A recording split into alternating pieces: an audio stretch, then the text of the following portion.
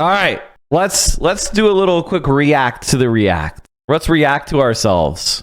Peace, family. It's your brother, Mark Lamont Hill. You're watching the Mark Lamont Hill official YouTube channel, and welcome to Night School. Let me straighten up my tie. You know, I don't normally wear ties and stuff, man, but today was a special occasion. I had an interview at Uncle Bobby's Coffee and Books, my bookstore in Philadelphia, with the great Eddie Glaude, Princeton professor and MSNBC political analyst. So make sure you check out his new book. It's called "We Are the Leaders That We've Been Waiting For." Or that we've been looking for. It's an amazing book. It is a special, very intellectually rigorous, thoughtful book that really speaks to the moment. But anyway, I got to hang out with Eddie Glaude for a couple of hours and talk to him because Eddie is always so fancy, because Eddie always looks so polished and together. And I usually look like I just fell off the couch. I decided today, and only today, I would wear a shirt, a suit, and a tie. So hell yeah, it was all for me, chat. He dressed up all for me. Don't get used to this, y'all, but I had to do it. Anyway, welcome to Night School. Night School, for those who are here for the first time, is a nightly thing we do here on the Mark Lamont Hill official YouTube channel, Monday to Friday at 10:30 Eastern. Every single night, we talk about culture. We talk about politics. We talk about history. We talk about the biggest ideas and the most interesting ideas. It's not a podcast. It's not a TV show. It is a global classroom. And so every so often, and increasingly more often, I not only use this space to educate and to talk, I also use it to have conversations with other amazing and wonderful and brilliant people, and sometimes some jerks who I want to argue with. But I try not to do that too often. And tonight I am super excited to bring on one of my favorite streamers, one of my favorite political voices. He comes from the greatest state in the union. The Keystone State. Mike from PA is in the building. Welcome to Night School, my friend. Wow, I'm really honored to be here. I'm really excited, and I really appreciate the kind words. You know, it's always interesting when you meet new people in the, I will say, alternative media space, especially on the left, and how, you know, it's always good to show solidarity with one another. So I'm really excited to be here and chat with you about all the latest and greatest. There's so much to talk about. But before we get into the nitty gritty of the politics of the world, talk to me for a second about how you got into the space. How did you become Mike from PA? How'd you become a well-known streamer? How'd you become a voice in all this? You know, my genealogy, I am from the greater Sam Cedar extended universe. I originally I was a candidate for the state legislature right out of law school at the age of 29 in Pennsylvania, and that's how I got involved in politics. And I was kind of a viewer of the Sam Cedar Majority Report program, and then I started calling in my experience of the Hillary Clinton campaign in 2016 and the immediate aftermath, how incompetent they were in the field operations, and I gave kind of an insider view as a political operative, as I was at the time, and then I got hired as a producer there in 2018, doing some fill-in work for one of the producers who was out, and I started to realize that maybe I had a unique experience, going to law school, being a political candidate, doing, real organizing, camp. I had this expertise that really didn't exist online. And after I had that experience as a producer behind the scenes with Sam Cedar, I thought, why not just do a show myself? And so, in August of 2019, I jumped into creating content. I butted heads with a few of the people that you've butted heads with, and it's been a rocket ship from there for me. And I've created this community over the years, a central committee on twitch.tv. Talk to people about who the central committee is, because it's a so that's kind of how it goes. Okay, we could skip over the introduction part, because this is really important stuff. And we take in just hours and hours of Glenn Beck or whoever, right? Ben Shapiro maybe. but that the left just couldn't do media. Why did we think that for so long? I mean, I hate to give you the answer that I'm going to give for a lot of these questions, but it fundamentally comes back to capitalism and kind of constraining the conversation within a certain norms and expectations that are in line with capital continuing to be in private hands. And I would say that, like, the Democratic Party is a perfect example. The Democratic Party exists to constrain the political possibilities of those of us who are on the left of the playing field. You know, like look at the situation in Gaza. Not to jump ahead immediately into the blood and guts, but Joe Biden is completely out of step with the people that vote Democratic in this country. They want a ceasefire. They do not want to support Benjamin Netanyahu's fascist government. They want to, see peace reign. They want to see actual, substantive negotiations, the recognition of a Palestinian state. You can go down the line, and Joe Biden doesn't agree with anything. So when we're talking about media, there's not going to be money for people like me, saying that we should break up the media corporations. Right. The media corporations are not interested in investing in that message. And so, a kind of Chomsky-esque analysis, you can see that the corporations in our government believe it, because look at what's happening with TikTok, right? TikTok represents, media that normal people can access and voices that are filtered out by the mainstream can talk to people directly, and it starts changing perspectives, and people are like, oh, I've never heard this information before. And I've never seen the unfiltered, raw reality of American foreign policy, and I don't like it. And so the American government cooks up totally fake security concerns, privacy concerns that are not real, and decides to ban this platform. So I hope this answer isn't too circuitous, but it's just basically... No, you actually not only answered the question quite directly, I think, but you've given me two other things that I want to talk to you about. Yeah. And so, like, that's, just to put a bow on it, it is basically, the reality is that left-wing politics is subversive in a substantially important way. It challenges the status quo. And the gatekeepers, the elites, have held the commanding heights of mass media for most of our history.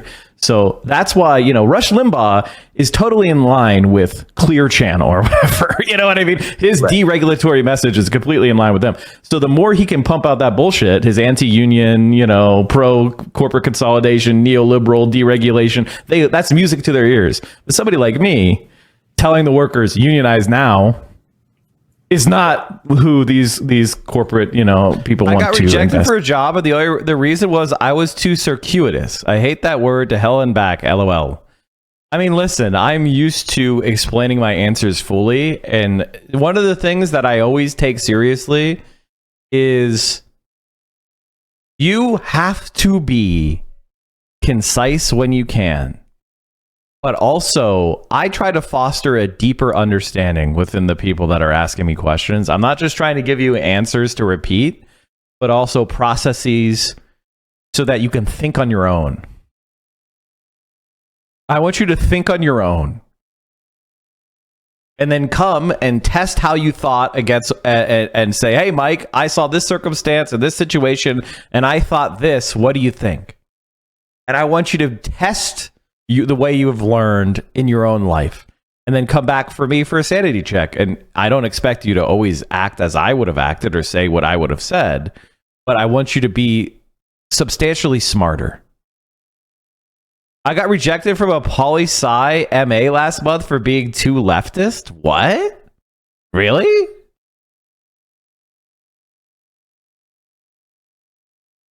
What did they say? Tell me more.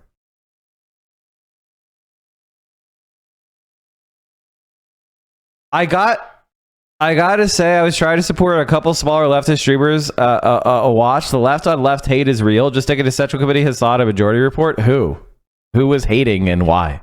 You should tell me. It would be interesting. It's good for you. You should tell me just so I, don't ever help support that person. You know what I mean? Like, if someone's a wrecker, I want to know about it versus not knowing about it. So that's why we were filtered out. We were blocked. And then, of course, mainstream liberalism, as noticed by Biden, is boring and nobody likes it. And it's not. It's a fringe position if you talk to people. Like Joe Biden is fringe if you actually go and look at his views. Like they don't line up with any substantial population in this country. I think that's right. Unfortunately, the two-party system has people locked into this belief. I went into a KF Logan stream because Twitch recommended it, and he was randomly talking shit at you at the time. But because they have like all those people, like I would call them like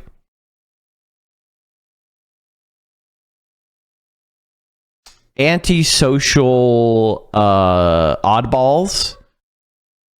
They tried to curry favor with a human trafficker that I exposed, and guess what? The human trafficker doesn't give a shit who they are. So they're pathetic, groveling to a person who's a criminal against the very foundations of leftism. Didn't get them anywhere. What a surprise! But when somebody tells me who they are, I believe them,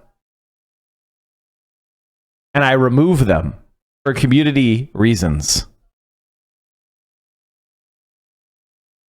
I don't hesitate and dick around, try to convince somebody with 30 viewers to be a better leftist. I just cut them out. Trump, because he is an awful, awful person, because he is the devil incarnate in their minds, that Biden is the only alternative that will allow them to live lives of safety and dignity and freedom. So it becomes less about believing in Biden and more about not believing in any other possibilities, not allowing for any other possibilities. And that for me is kind of a scary moment. As somebody who works in the grassroots, who thinks about radical policy and radical issues, how do you think about, or how do you approach the 2024 election, where again people feel like democracy is on the line, and if they don't vote for Biden, the world's going to explode? Yeah. Man, this is kind of like my personal political journey as somebody who was a Democratic candidate, and then I saw how the sausage was made, and I didn't like the taste, and basically, Joe Biden represents everything corrupt and foul of the Democratic Party. He's like a pustule, which is representative of an infection. And while obviously, Donald Trump is death. So when you're talking about a weeping, soaring, oozing wound versus death, I guess you take the wound. But he will block progress in a significant way if he wins. It's also important to understand you're not going to get healthy by voting for Joe Biden's. Imagine the United States as a body. You're choosing between a direct gunshot shot to the temple and, the plague. Obviously, being a plague victim is probably preferable to taking a shot to the head, but it's not the path to health. And I think we all understand that by this point, right? Like, he hasn't achieved anything. He hasn't achieved anything to make your life better. Has he made college affordable? Has he made healthcare coverage ubiquitous? Has he made housing supply increase and become more affordable? Has he actually significantly increased the unionization rate? No. He has nothing. If you look at all the numbers, if you look at all the trend lines, Joe Biden has not made our country stronger. He just hasn't. And the first step to becoming better politically is recognizing that he's a failure. If only so that we do something more in the future. Why did I replace Marx? I didn't. I have a collection of various little things that I can slot there for fun. That's what his goal was in 2020. That was kind of the whole purpose of his campaign, is the not Bernie, not change candidate. Nothing will fundamentally change. I don't believe any of the things about democracy or any of the others, hyperventilating, because they don't believe it themselves. And I mean that in the sense that if Donald Trump really represented treasonous fascism, then we shouldn't be meeting him with ballots. We should be meeting him with another B. Right. And there's no serious attempt to organize such a movement. So I don't believe, like, they're not really worried that their lives are on the line. I can tell you right now, if Nancy Pelosi thought that Joe Biden and her were going to end up in prison, they would be doing more than telling you to vote. Okay, they would be taking it a little bit more seriously. Maybe they're naive. Maybe they're stupid. Maybe Donald Trump really does represent fascism in a serious way. And I don't think you can totally discount that possibility. I don't think you can. But what you're raising is also an important point.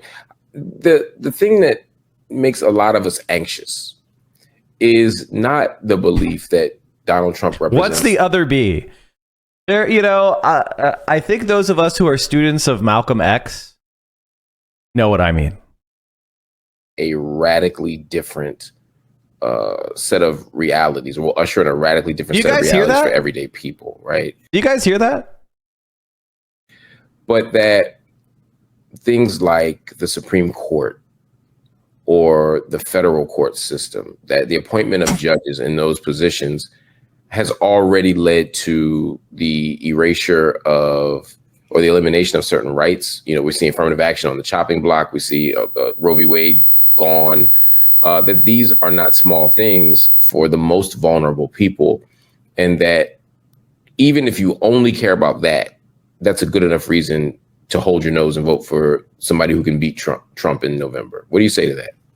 I would say that it's not in contact with reality and who Joe Biden really is. Now, if Joe Biden was a dyed-in-the-wool court packer and was arguing for a radical reimagine, if he was FDR reincarnate and saying that these are old men and we need to expand the court and we need to ban gerrymandering and we need to consider constitutional reforms like changing the way the Senate works and we're going to admit DC and Puerto Rico as a state. If he was like a ruthless Machiavellian operator who was going to realign the country and make it more democratic within the confines of the Constitution, then he would immediately have my vote. I would be behind him 100%. But that's the opposite of who Joe Biden is. Joe Biden represents the continual defeat of the Democratic Party. Take a look at this. I guess I'm one of the few people who wants to win, because I look at the way that Republicans gerrymander Florida and Texas, and I don't say the solution to that is for us not to gerrymander our states to show them the right way. The solution is to gerrymander our states to the maximum possible degree and get as many representatives out of California and New York, which they failed to do, and to actually seize power through the methods that the Republicans are using, so that they cry uncle, that they say, okay, this is obviously not, an effective and fair way to do things. We should have a rapprochement about fair elections, independent panels, etc. It's not to unilaterally disarm. And so Joe Biden represents the unilateral disarmament strategy. He's the appeasement candidate. Yes. That, so you're telling me we got to fight Trump, but you're voting for the appeasement candidate. It doesn't make any sense. And can I give one example, and then I'll be quiet. I promise. Please. Let's take a look at the situation with the foreign aid program, the military-industrial complex money for Ukraine, Taiwan, and the genocide in Gaza. A couple months ago, they were about to give Donald Trump's immigration policy to the Republicans, supposedly to induce them to vote for the foreign aid package, which they failed to do. Okay? They couldn't surrender. They tried to surrender to the Republicans on immigration, got nothing out of the negotiations, and failed. But now, suddenly, they just passed the foreign policy stuff without any of Trump's immigration policy, just now. So is Joe Biden an effective legislative negotiator? If so, doesn't this prove he's a complete moron? Or is he disingenuous and actually an enemy to those of us who believe in immigration reform because he was trying to enact far-right policy? That is that is the only choice. Either Joe Biden is completely incompetent or he is a wool in sheep's clothing. I don't think either answer is very satisfactory. And, even if Joe Biden wins, there's no plan to win. Like, he's not going to pack the court.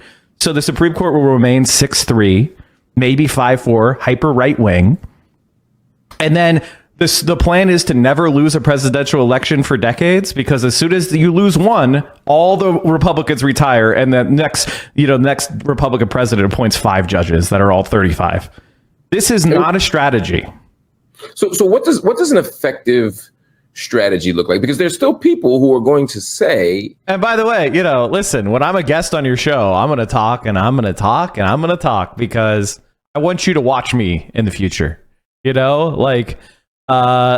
the reality. I'm going to give you the maximum dose of Mike from PA because I want to get people who like me to come watch. I'm not going to go and be hiding in the corner. I'm going to spit the facts. Did I say wool in sheep's clothing? I meant wolf in sheep's clothing. God damn it. I meant wolf. Whoopsie doopsie daisy. We all, when you yap too much, sometimes you fail. Look, and I've been a Green Party member for decades now. I voted for Jill Stein in Pennsylvania in 2016. There isn't a day that goes by that I regret not joining you. I was a fool. You voted. I voted for HRC and Biden. Wow. Okay. And the reason why was basically just the empty Supreme Court seat. And right. there hasn't been a Democratic majority Supreme Court since 1969. So the entire, my mom's entire life, basically, there has never been a Democratic controlled Supreme Court. Have you considered perhaps that maybe the strategies are not working if 60 years is of failure? But you know what I mean? Like, maybe we should be thinking about something else. What if people like me had made different choices? And by the way, like, I don't like the Green Party, which is why I never voted Green. I don't agree with this kind of like degrowth, white chauvinist, woo-woo, anti-vax, peacenik kooks. They're not, like, the Green Party is the Green Party. It's not the Red Party, okay? I'm not a Green. I believe in eco-socialism. I believe in caring about ecology and the importance of the natural world and its preservation, but I am not somebody who is a granola muncher. You're not going to smell patchouli when you come in the room with me, okay? I don't like the Green Party. I'm sorry. I'm a red. So, that's why, Jill Stein does not represent my politics and never will. I've always been and will always be registered green until there's an eco-first candidate. Well, I just don't agree with that. I'm not an eco-first candidate. Because if you actually look at green parties in Europe and around the world, they oftentimes become stalking horses for neoliberalism. They defend worker austerity for the environment. And that's the kind of shit that I don't fuck with. And they're often imperialists as well. Like, look at the Greens in the German coalition. They're like the biggest warmongers in the whole fucking coalition. The stoplight coalition of the liberals, the Social Democrats, and the Greens. The fucking Greens are warmonger freaks. They suck.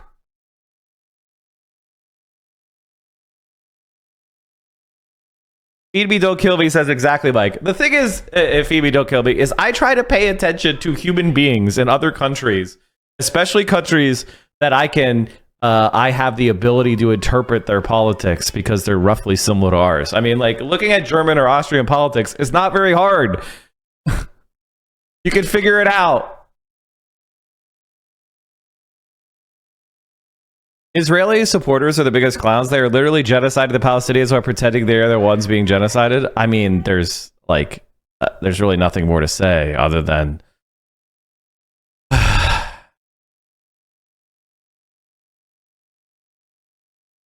I want you for a second. I know this is kind of a nerd thing to say, but I want you to imagine that tonight an alien race enters the orbit of the Earth and they beam down They beam down first contact greetings.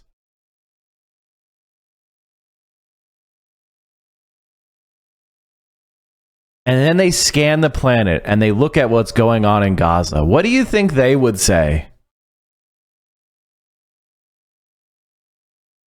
What would you think if a different civilization came out of nowhere and saw what we were doing? How do you think we would be judged? Would they go to China first? Probably. If the aliens said, take me to your leader, and they met with President Xi, holy fucking shit would that be based? I would actually have hope for humanity.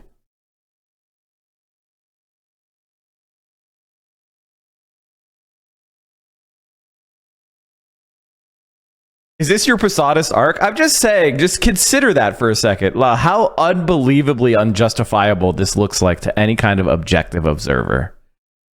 Disconnect yourself from the social pressures and political realities of today and look at the world from an objective eye, and you know what's going on in Gaza is wrong. It's as wrong could be.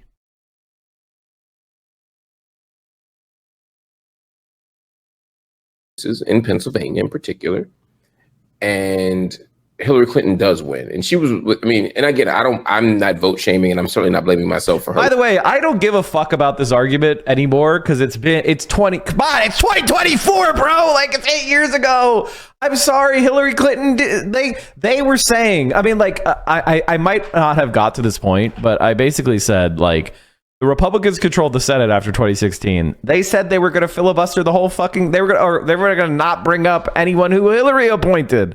It doesn't fucking matter. And I don't think she wins re-election with COVID. Are you fucking kidding me? The Republican Party might have gotten 60 votes in the Senate. Like, I think we dodged a fucking bullet, if I'm being honest.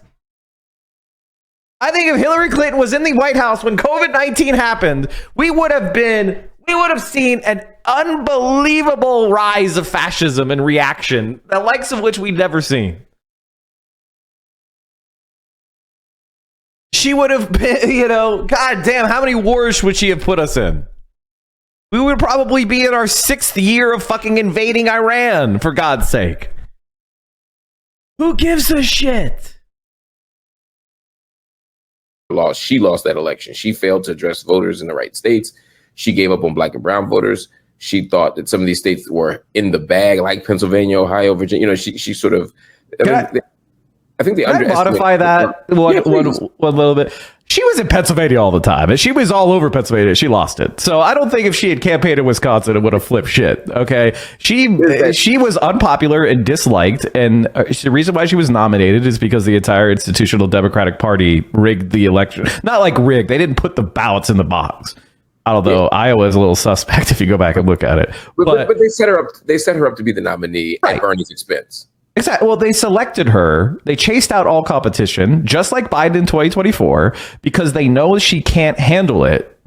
And then they want to blame us. You engineered the defeat, not us. Right. There's a thought. Again, if there's one more, if there's a Democrat in the White House in 2020 or 2016, excuse me, and Trump's not there, we women still can get abortions everywhere. Okay, and Chad, I think that when you see the way I answer this question, I felt inspired last night. I felt inspired. I also coined techno-fascism to describe what's going on in Israel with the drones and the AI and all that. I was on one last night. I was feeling myself, You know that feeling when you step out of the shower, anarchists earmuff. You don't know, your anarchists are not going to be able to sympathize with this.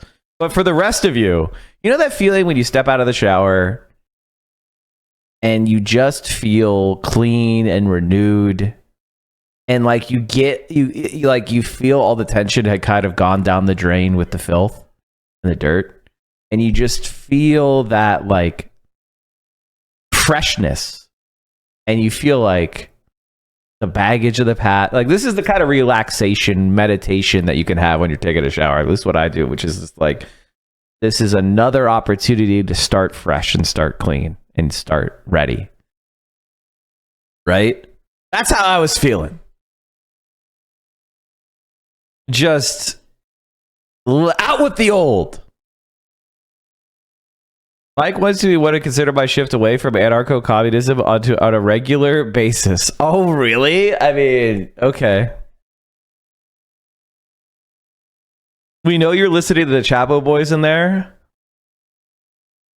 Can I say one thing about Chapo? I miss Matt Christman so much. I'm a Christman head. Christman is why I listen to Chapo. And I just miss him so much. Like the fact that we have this genocide going on and we don't have his voice. It sucks.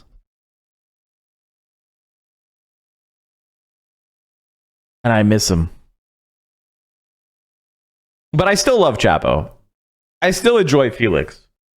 It's just like, you know when you make chocolate chip cookies and you put in flaky salt? Like, I really recommend you use like a flaky salt or a kosher salt when you make your chocolate chip cookies, because when you're eating your chocolate chip cookie and you get that like little burst of saltiness and it cuts through the sweetness, it cuts through the chocolate, the bitterness of the chocolate, and it adds like that other element of flavor. It just makes your mouth water and it's so good.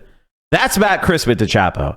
Chapo without Matt Christman is like my chocolate chip cookies without flaky salt, and I miss it.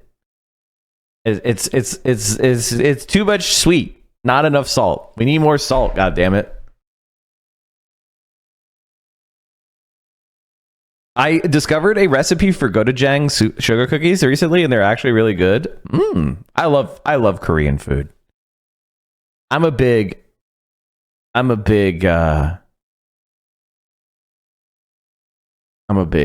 Korean food enjoyer.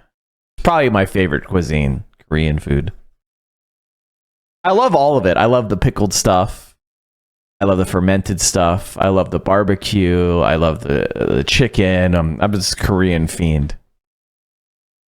Korean food fiend. Bulgogi. Come on, let's go, man. Kimchi, let's go. Pickled radish.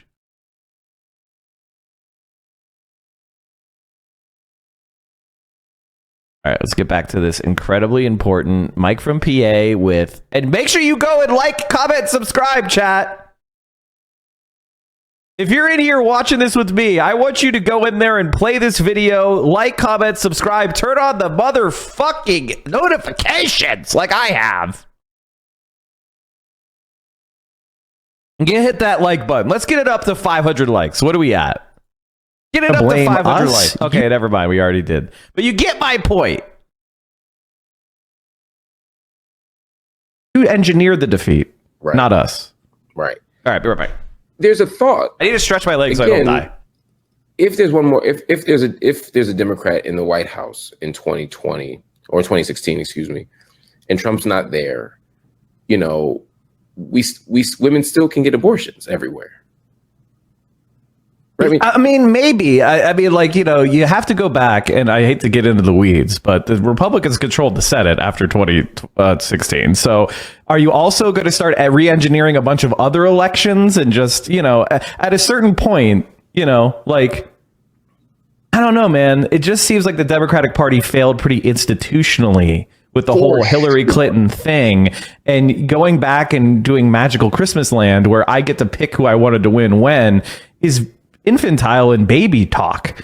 Like, the only thing you can do is go forward, you know, and come up with a new strategy, not be retroactively, I wish people had voted differently. Okay. What does forward look like for you? Is there a Democratic candidate who could make you say, this is worth it? This is worth being connected to these schlubs. This is worth pulling that lever one more time. I mean, I you know, I'm already thinking about 2024, and it's very challenging for me. You know, again, I'm not feeling responsible per se for 2016, but I do have some real fears around Trump returning. I mean, gosh, I think the analogy that I used for my own mind is imagine you're in an airplane and it's diving toward the ground. And currently we're at a 90-degree angle toward the ground. Oof. That's very fast. The wings are about to pop off. You're going to be a lawn dart. It's bad news. Now, if the pilot gently pitches back and takes us to 60 degrees into the ground, we're still hitting at Mach 1 and we will not even, our teeth will be disintegrated. That's what Joe Biden represents. So the angle that we hit the ground is not, I mean, maybe marginally it could matter, but at the speed we're going, it's not going to make much of a difference. Like, for example, climate change is totally incoherent policy. Joe Biden just approved a massive oil export terminal that's supposed to be designed to export 2 million barrels of oil per day from America. America is now the #1 oil producer in the world. That is not... It's wild. That's not in line with human survival. No. Okay? And he's planning on slapping massive tariffs on Chinese solar panels China has invested hundreds of billions of dollars in the green transition. They're now the world's leading producer of EVs, lithium ion batteries, solar panels that are cheap. They are high quality. They work. And when we were importing Chinese crap and destroying the American industrial base for 30 years, it was fine. But the moment it was, we can use this and we can have a green energy transition, and China made the investments, we didn't. And we need that. We need every panel we can install on every roof to save the planet. Joe Biden is now slapping tariffs on it. That is not in alignment with effective public policy. If you really take these things seriously and not just use them as rhetorical lies to manipulate people, Joe Biden ain't it, man. And to answer your question, I'm very easy to please. Just show me rational, legitimate arguments that achieve the goal. And Joe Biden can't do it. Did Bernie do that for you? I think if you look at the Green New Deal as he laid it out, it absolutely did. Obviously there were some details that needed to be worked out, and obviously, it would have run into vicious opposition. But at least he had a plan that was kind of close to the mark. Is there anybody on the Democratic bench? And I don't want to keep focused on Democrats, except that it's such an interesting moment where the standard bearers of the party are Joe Biden, who is a senior, not just a senior citizen, but, toward the end of his political life. It's 50-50. He'll survive his next term. There was a message saying China's country was sinking. That's just American cope. Now, I mean, obviously China, there is an effort to decouple China from the Western world, but that's not going to work. China has a place that is largely unexplored for its consumption, which is its domestic market. Their domestic market is very large. And most of the rest of the world is not going to join into this Cold War. I'm sorry, but you're not going to convince Brazil to go into a Cold War against China. You're not going to convince South Africa to go into a Cold War against China. It's a different world. Europe is less powerful than it was in a relative manner and in an absolute manner. And the US's focus on European diplomacy and European institutions is not going to light up with the rising Africa, rising Latin America, and rising Asia. And our policies of supporting Israel in the Middle East are turning that region against us, especially at a really fundamental grassroots level. Sure, the high-level autocrats that we've installed may be in our pockets, but there is a pressure that's building up. It's being held down with repression and violence. But all it takes is one little gap, and it could burst forth. According to the socialist, Olaf Scholz was recently in China saying Germany won't decouple. Yeah, security actuarial tables. This is an old man. He's an old man. He's an old man. Yeah. And even if he survives the campaign and he survives the next presidency, he's still not offering any vision or future for the party in terms of leadership. So he's gone. Hillary's out of the mix. You know, lips to God's ears. Yeah, right. I know. And you can never count them out completely. There's still a little house of cards in me that feels like we're going to end up with Hillary. But, you know, when you look at who's there, Gavin Newsom, maybe. I mean, okay. If you want me to shit talk Gavin Newsom for entertainment value, I will. I'd love that. Basically, he is a used car salesman who could not get elected in any state but California. What I'm imagining, you know, I've knocked like tens of thousands of doors in Pennsylvania, and I'm imagining the people that are the base of the Democratic Party, these retired steelworkers. He's a huckster. He's got that slick back hair. His wife left him for Donald Trump Jr. Like, that's not the energy that we need for the Democratic. You know what I mean? Like, nah, man, I can't see it. You know, for me, if maybe the heir apparent.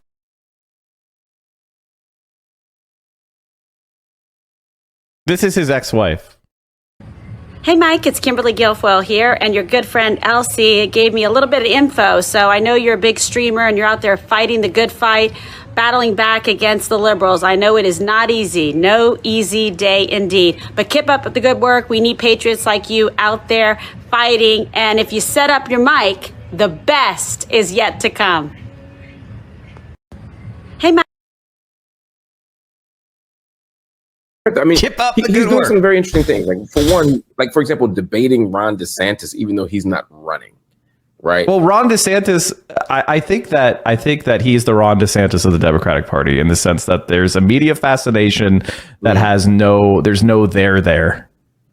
You know what I mean? You know, he's a cheerleader for the party. He looks decent in that role, but as far as like Bill Clinton without a leader, intellect. no. He's like Bill Clinton without the intellect. Exactly. Yeah.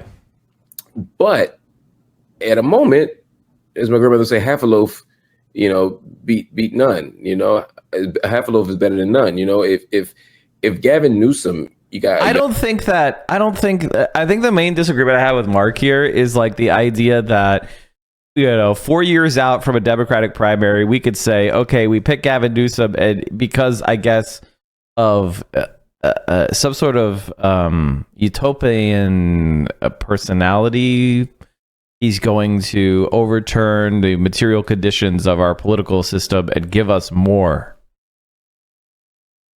I don't think that's a good strat.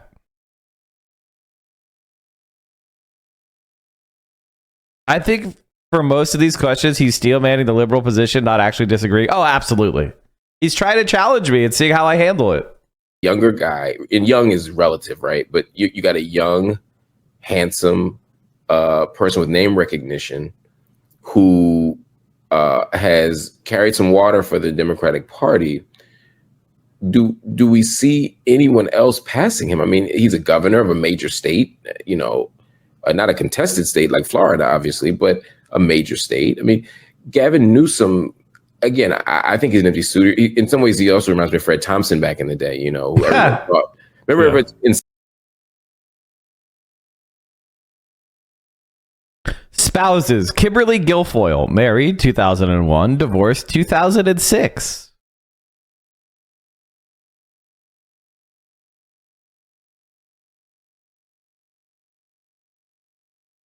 Kimberly Ann Guilfoyle is an American television news personality and former prosecuting attorney in San Francisco, a Republican. She became advisor to the 45th President of the United States, Donald Trump.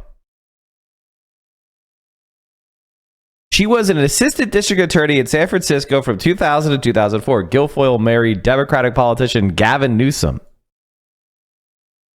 She was First Lady of San Francisco during Newsom's first years as mayor of that city. He later served as governor of the state. She is the fiancée of Donald Trump Jr.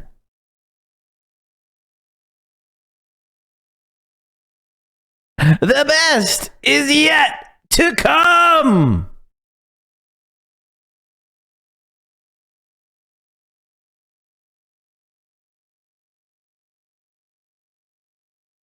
insisted Fred Thompson was just going to be the guy, and there was no, you know, Fred Thompson was the secret weapon of the Republican Party to win. I mean, he was on Law and Order. He was a senator. He had all the things. Yeah, I mean, he didn't want to be president. He had no desire to be president. You could tell from his campaign. But Gavin Newsom wants to be president.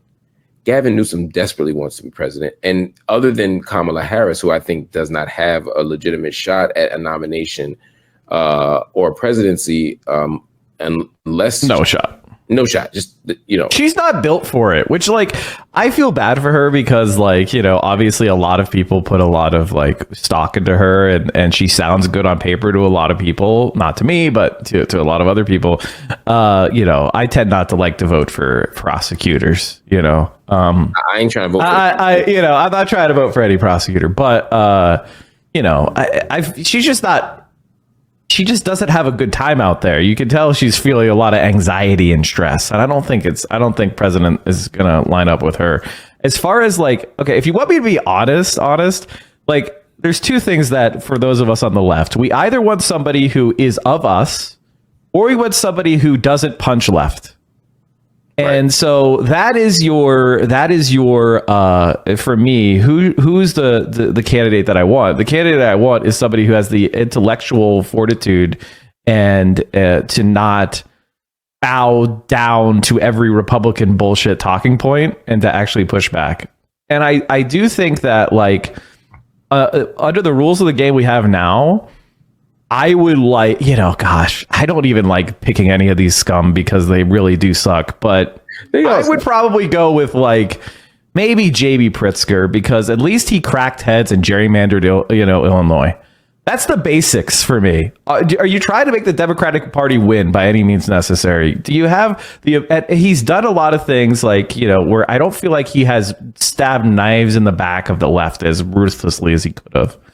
And obviously he's a billionaire, and I'm not trying to get a billionaire in charge, but if somebody is willing to fold to pressure, or somebody who's looking more at history as opposed to their greedy, grubby self-interest, maybe he could rise to the moment. And I do think, America, he's much more, looks more like the average American. And Americans don't want to elect the average American. No, I think they do. I think they do, actually, in the sense that they want somebody who is authentic, not necessarily one of them, but somebody who's authentically that. And I think he has it's like when I look at Barack Obama, like he was so Reddit. He was like the ultimate Reddit candidate, the ultimate corporate kind of like fake PR coiffed. I think that Gavin Newsom is walking that playbook, and I don't think people want that anymore. I don't think people want that kind of like, think of that like soft focused 90s diversity poster. You know what I mean? Like, this is a great pause, by the way. Think about like when you went into elementary school in the 90s, chat, which is many of you. And in the corner of the room, on that little tack strip that went around the walls, you had somebody like, diversity is just fun. And, that is Barack Obama. It's kind of pablum. It's kind of like a soma. There's not anything there. And I think we all learned. I think at least I did. That isn't sufficient.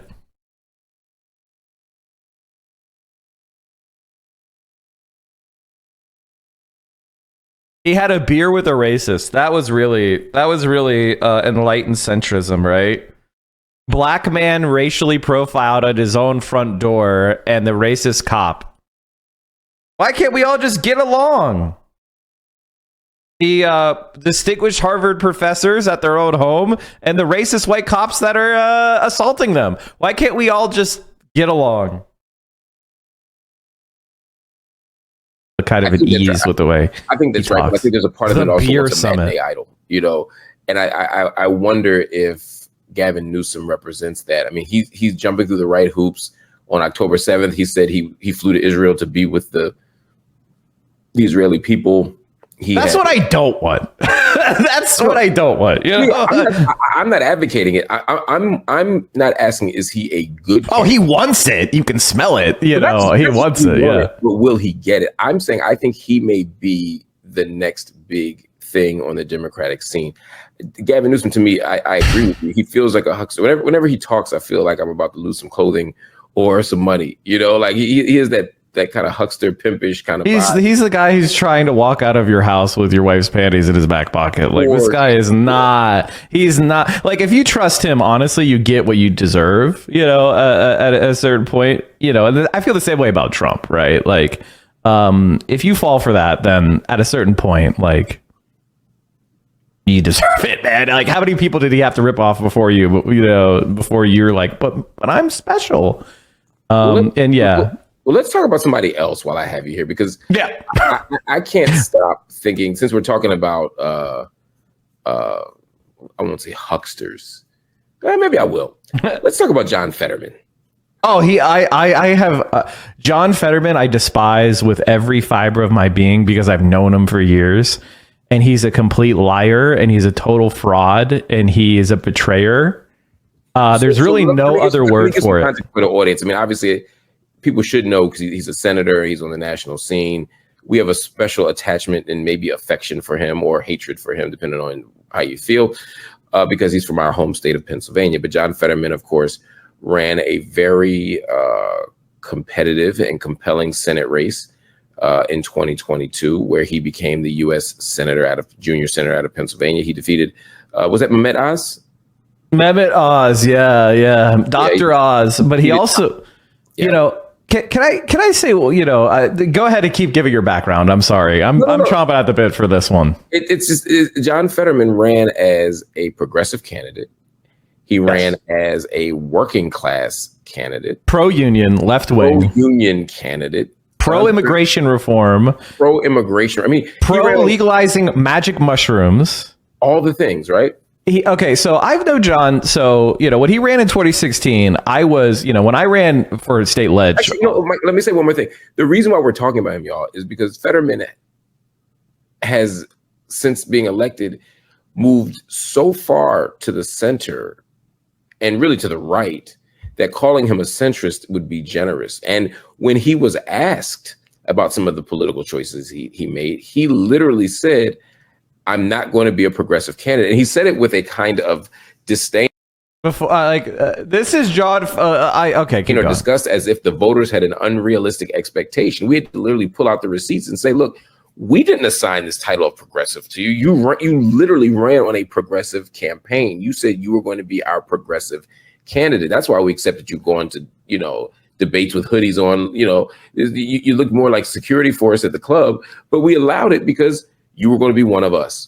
And the moment he got into office, the economic policy shifts, the national security policy shifts. And as you just saw from that image I put up, and I'll put it up again, he has been more Zionist than Netanyahu in the last 6 months. I mean, every opportunity he calls for more militarization, more repression against Palestinian people. And he also has stood up against the students at Columbia University as they are being criminalized and militarized and oppressed and railroaded on campus for protesting. So John Fetterman has completely done It's far worse than you understand, because as I said, I've known him basically since 2017 or so. He ran as kind of the Bernie aligned candidate in the 2016 presidential nomination contest, Senate nomination contest, Pennsylvania's Senate race. He was the out of nowhere candidate who grabbed a bunch of Bernie supporters, ran on Medicare for all, supported Bernie's substantive platform. He was this progressive mayor of a small Pennsylvania town, and he and his wife was a dreamer and is a dreamer. She is an illegal immigrant, and she's only here legally because of first the dream and then his marriage, but other than that, she's an illegal. She's an illegal, right. And, according to him, I'm sorry, I don't use those terms. I'm just saying, I'm want to double underline this guy. So then, I became aware of him because he decided he was going to take that fame he got from his out of nowhere finish and run to primary from the left, the sitting Pennsylvania lieutenant governor. Now, Pennsylvania, I'm going into the weeds because I hate this guy and I know him more than anybody. Please do. So I helped support his primary of this sitting Pennsylvania, lieutenant governor. And the way Pennsylvania works is kind of weird, is that the lieutenant governor and the governor run as a ticket in the general election, but they run separately in the primary. Like the governor doesn't pick his lieutenant governor in Pennsylvania. The voters pick. The primary voters pick the governor and the lieutenant governor. So he primaries the sitting lieutenant governor from the left. He wins on this like pro-trans rights, pro-marijuana legalization. He's going to visit every county in Pennsylvania to argue in favor of marijuana legalization. Just so you understand that he was working, I had a candidate who supported single payer, wanted to do a pilot program in Pennsylvania for single payer. He gave us $2,000, he was supporting all the left-wing candidates. He was running from the left. He won from the left. And so he got into the lieutenant governor's mansion. He was extremely in favor of pardons and paroles as a lieutenant governor. So he showed his bona fides. He was flying a trans flag from the Pennsylvania Capitol Rotunda. He was, imagine instead of doing the annoying shit with the Israeli flag, he was doing annoying shit with the trans flag and dunking on Republicans. Right. And he was supporting all the left-wing policies. And by the way, in that 2018 election, he took Bernie Sanders' endorsement. He launched his campaign from Philadelphia with Bernie Sanders as his endorsee. Okay, I want you to be very clear that he ran as a creature and as a person of the left. Unequivocally. If you go back to his campaign videos, he has a video on immigration where he says immigration is our strength. He has a person with spread out a Muslim prayer rug and pray toward Mecca as part of his campaign ad on immigration. Okay. And here it is. I'm proud of my wife Giselle's origin story, and I'm so grateful for the sacrifices that her mother made all those years ago to come to this country looking for a better life. Because if they didn't, I wouldn't have the incredible family that I have now and the partner that I have in Giselle. The Statue of Liberty says, "Send us your poor huddled masses." And as long as we remain true to that original sentiment, America will continue to grow and prosper because immigration makes America America. I'm standing in front of a mill that was built on the backs and the blood, sweat, tears, and lives of immigrants that built this country. We diminish ourselves and are never more un-American when we eliminate citizenship for those that just simply want to contribute and be a part of our great country.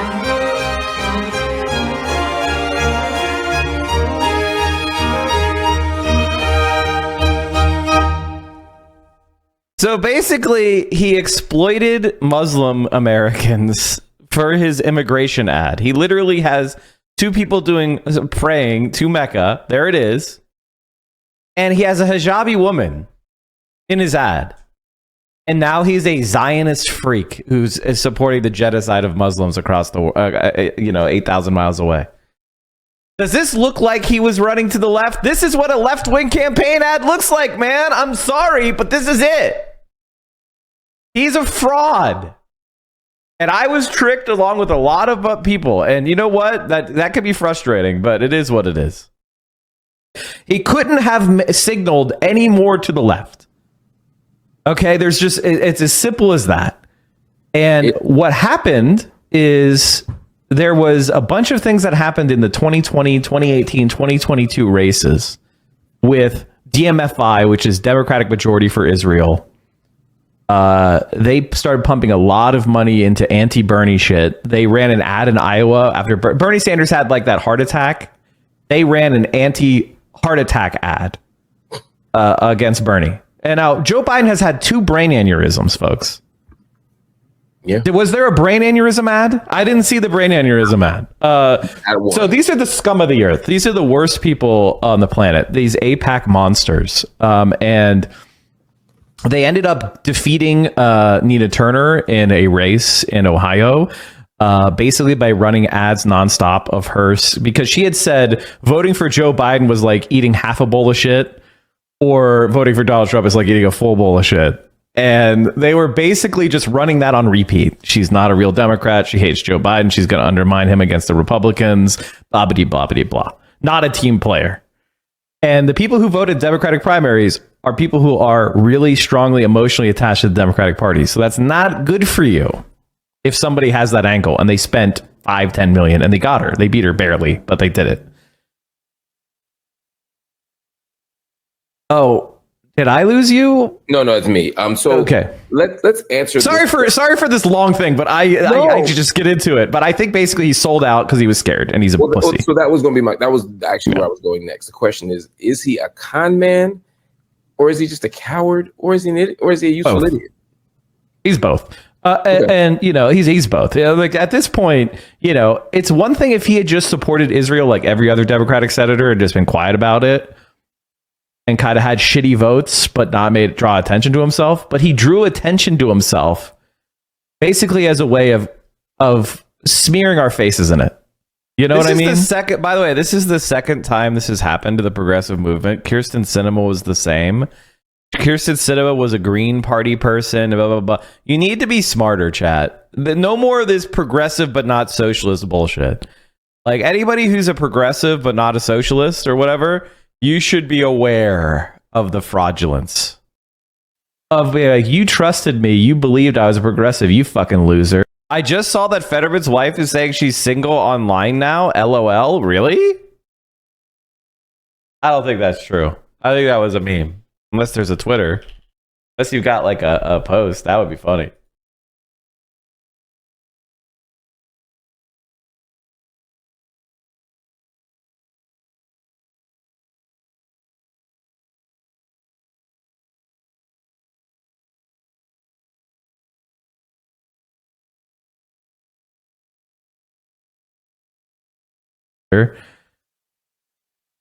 And that kind of maneuver is intentional. That is I want that corporate money. I want that AIPAC money. I am not on the left anymore. I know I got here on the left, but I'm here to make up. I'm here to sell out.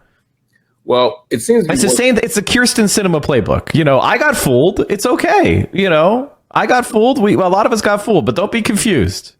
Well, listen to this. At least 14, according to The Intercept and some investigative journalism here, his campaign is attracting new Republican donors since October 7th, since he is, as you pointed out, stood so steadfastly with the Jewish ethno-state of Israel. He has received lots of support. It says at least 14 registered Republicans have contributed to Fetterman's campaign since October, according to filings with the Federal Election Commission. A 15th donor listed as a registered Republican told The Intercept he recently switched his party registration to Democrat to vote for George Latimer in the Democratic Party against Representative Jamal Bowman. 3 of the donors gave to Fetterman's last campaign for Senate. The reason I'm bringing this up is one, to sort of underscore your point here, which is that Fetterman he knows what Mdala's at, and he recognizes that he can get a lot of support, and it may make him unbeatable, because if he is moderate on some serious issues in Pennsylvania, and takes a super hard hawkish stance on Israel, I mean, is he easier to beat than Arlen Specter? Is he harder to beat? Here's what I would say. I would say that there is no triangulation you can do to make yourself immune to the waves of the way that voting now works, which is politics is international. There's no, I'm a right wing on Israel and I'm going to get a bunch of Republican votes. But Republicans will use you like the useful idiot that you are during your term. They'll give you money because, by the way, just giving you money now, okay, they're billionaires. Who gives a f about 20 grand? Yeah, right? But you give him 20 grand now. Well-funded, but Mike, if he's well funded, look at Kyrsten Sinema.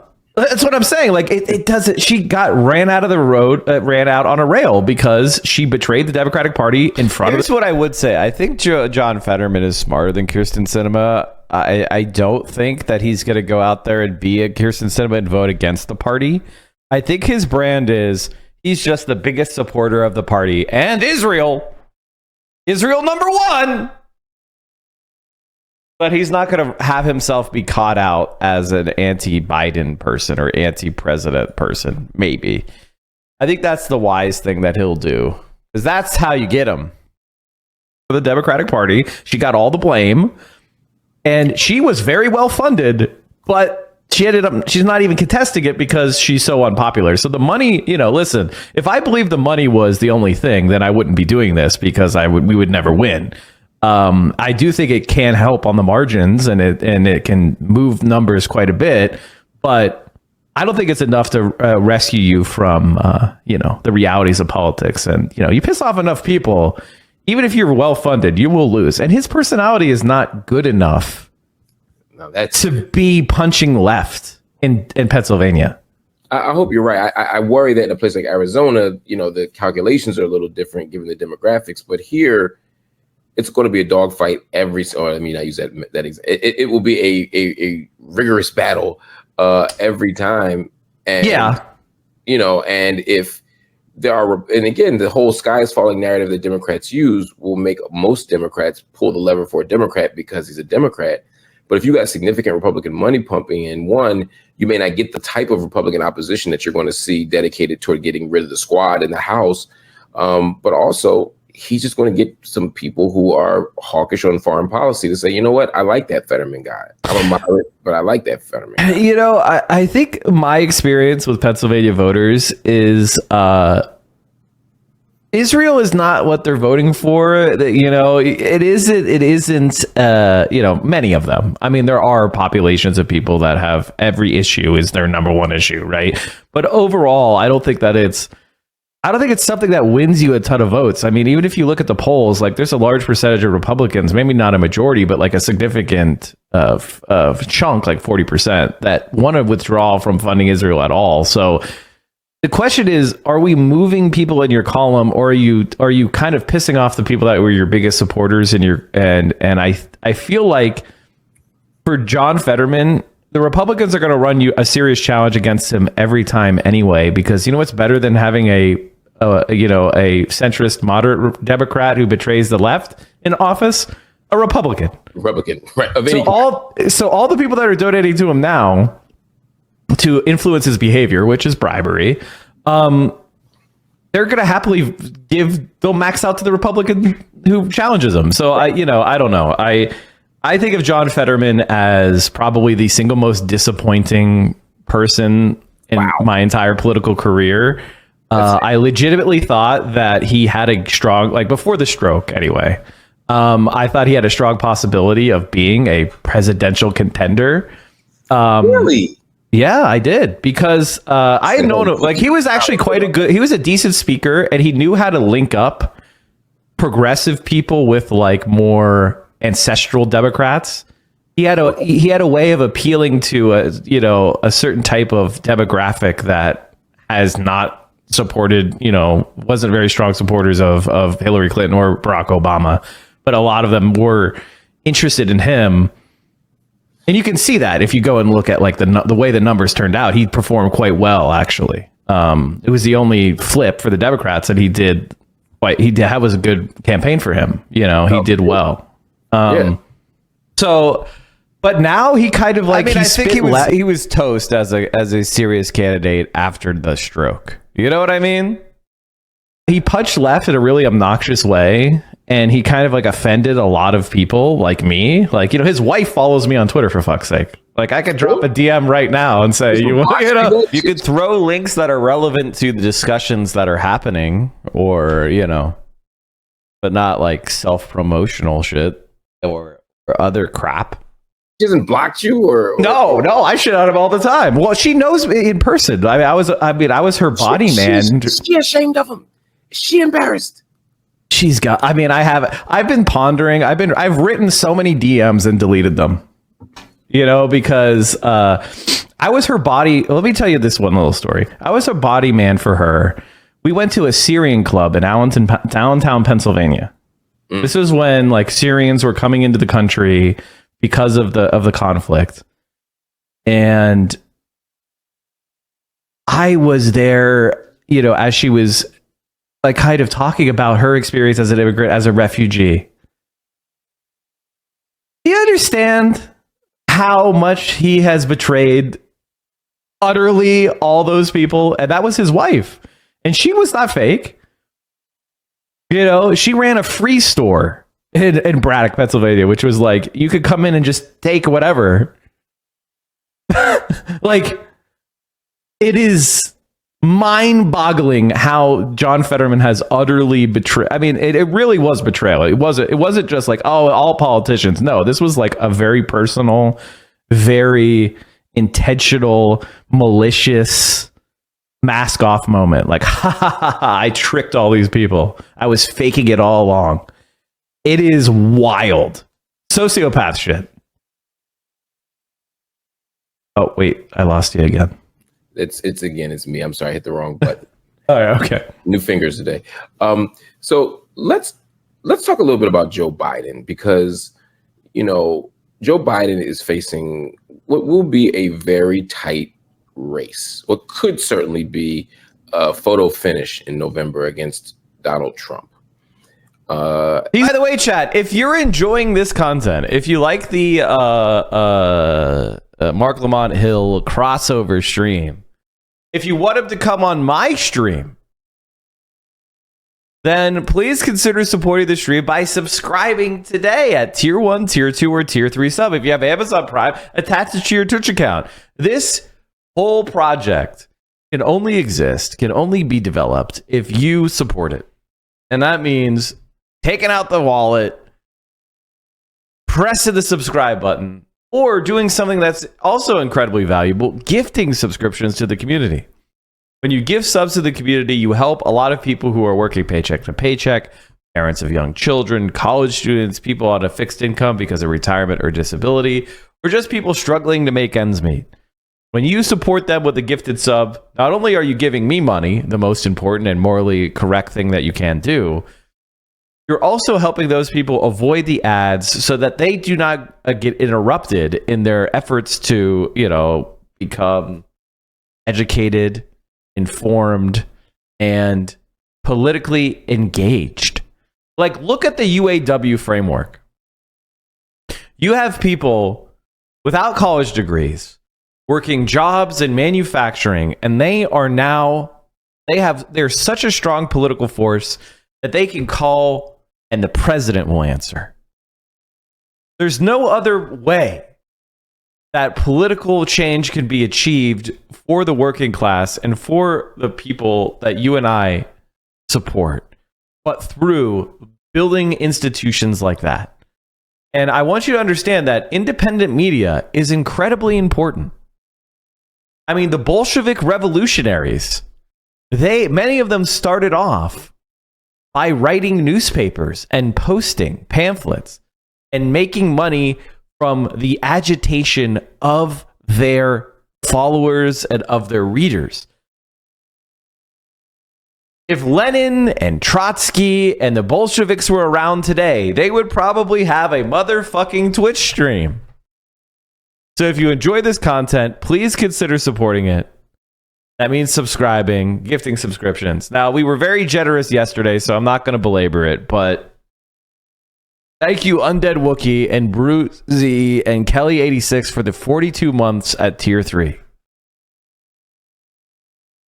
I'd gift a sub right now if you tell me your favorite PA Attorney General. The only person I care about is Summerlee, and making sure you write in uncommitted. He's the underdog now. He's the underdog. What's my opinion of AOC at this point? I think that AOC is by far and away our best bet for a national political figure that's going to be sympathetic for the left. I said it earlier in this conversation, but what I'm looking for in my politicians are people that are either of us or people who don't punch left. And I think AOC comes from us. Obviously, she's gestured more towards being more of a party person. But overall, if you think that we're going to get better than AOC as a national presidential contender, you're fucking deluded. So, I don't expect AOC to be everything to me. Encore 560 and Wapabob, thank you guys both for starting the hype train. Play out in ways that I have critical support for AOC, and I have no interest in tarnishing her name. I will correct her and I will rebuke her when I feel like she deserves it. But for the most part, she's our single best bet for the left flank up until somebody else emerges. So it is what it is.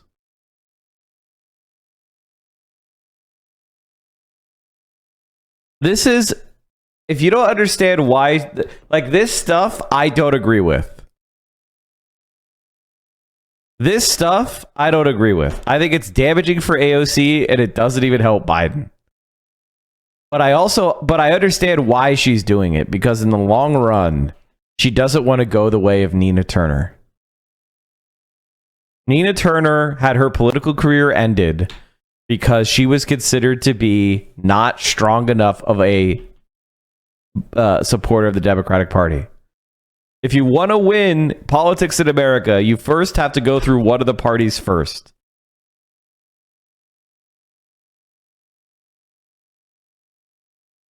Do you think the Patel bitch that's running against Everly has any chance? Yeah.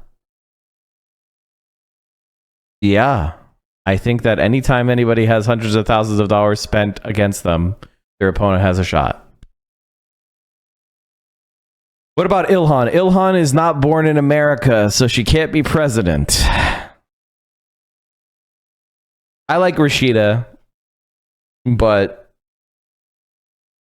I think she's got a lot more enemies.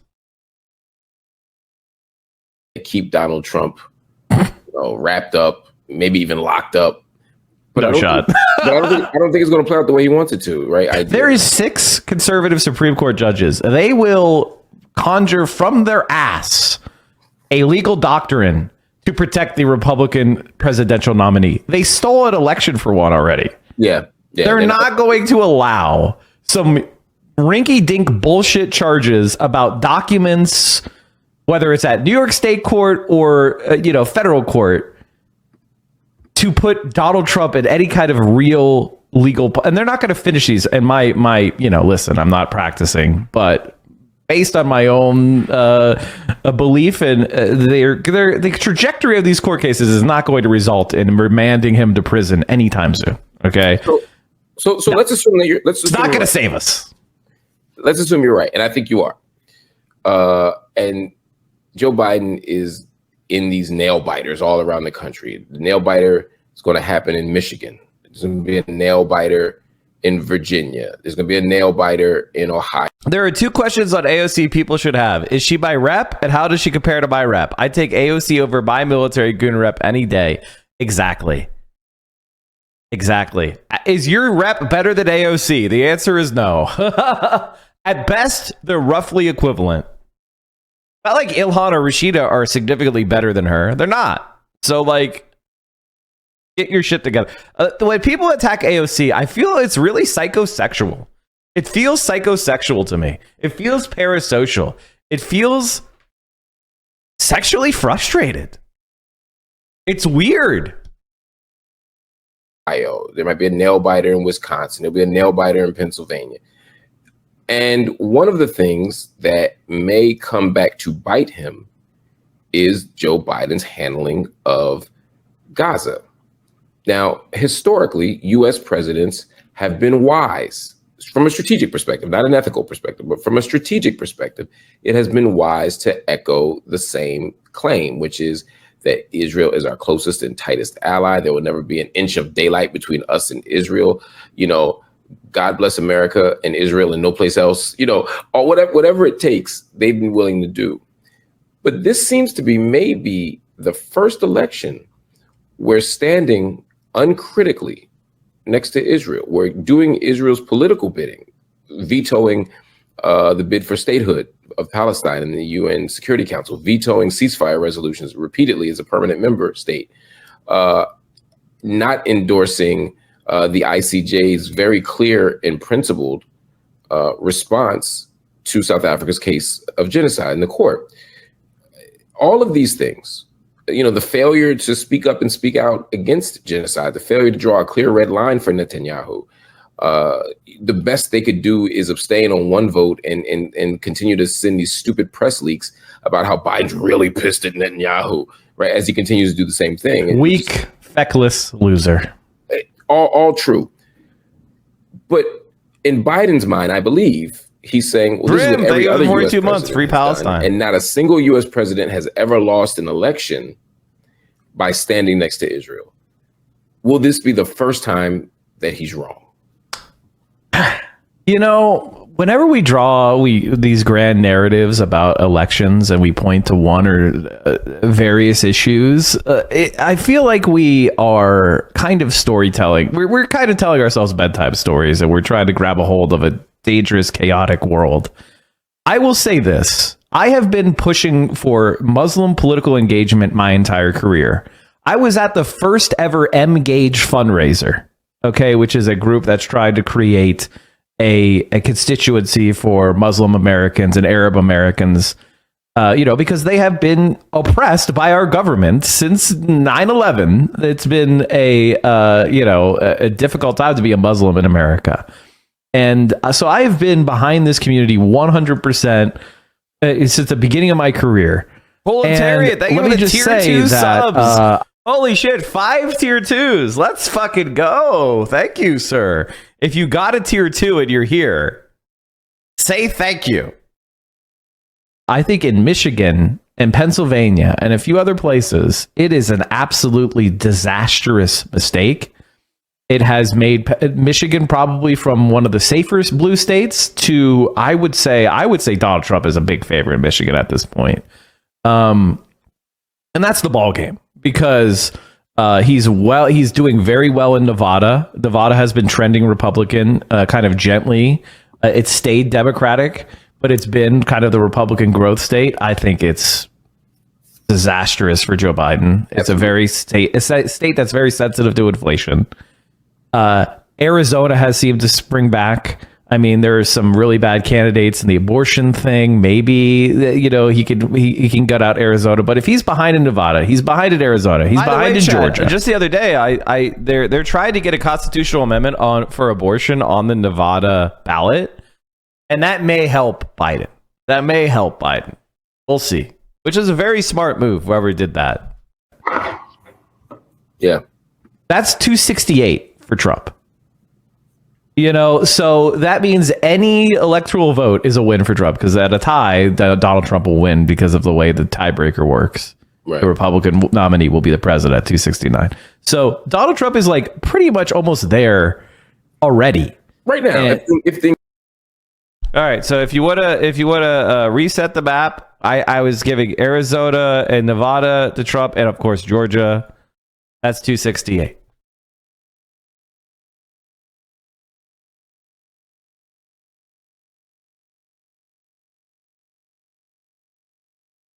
If Nebraska takes away their electoral vote, he's the winner. Now, I'm pretty sure that's not going to end up happening. But, just losing the Sun Belt, because remember, Donald Trump has locked up Ohio and Florida. They used to be swing states. And Florida is getting more electoral votes all the time, and it's being drained away from states like Ohio, Pennsylvania, Michigan, New York.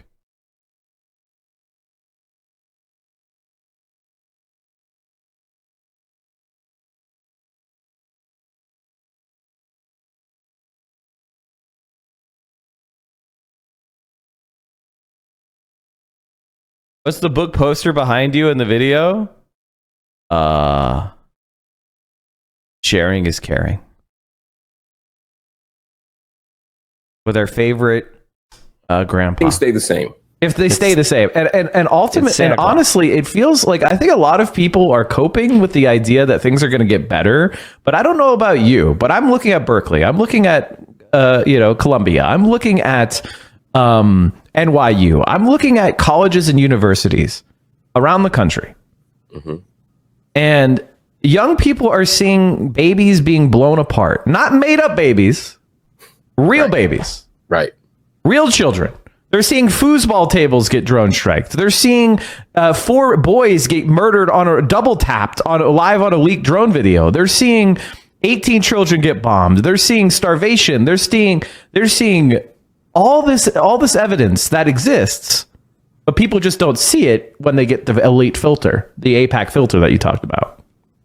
So I'm rambling a bit, but basically my point is, yes, this is going to be the election because it is so close that you can't do this to your base. Why you can't? Why is that so hard for Joe Biden to wrap his mind around? Is it just because? Why does a tie go to Trump? Because of the way the Constitution breaks the Electoral College tie. The Republicans win. Obama was running, and a lot of people like you could go. I could go into the process. It's not that important. Like until one loses, you can look it up. Black guy, I gotta see it. Like it's one of those things. Like, look, Israel's undefeated. It doesn't go to the state houses. It goes every state goes from. Okay, I'll just explain it because everyone is like, Mike, teach me what happens. Okay, so here's what happens. You see how California has 54 electoral college votes. Pennsylvania has 19. Florida has 30. New York has 28. You see all that? Change every number to 1. Every state goes from having whatever electoral college votes they now get 1. Who wins more states?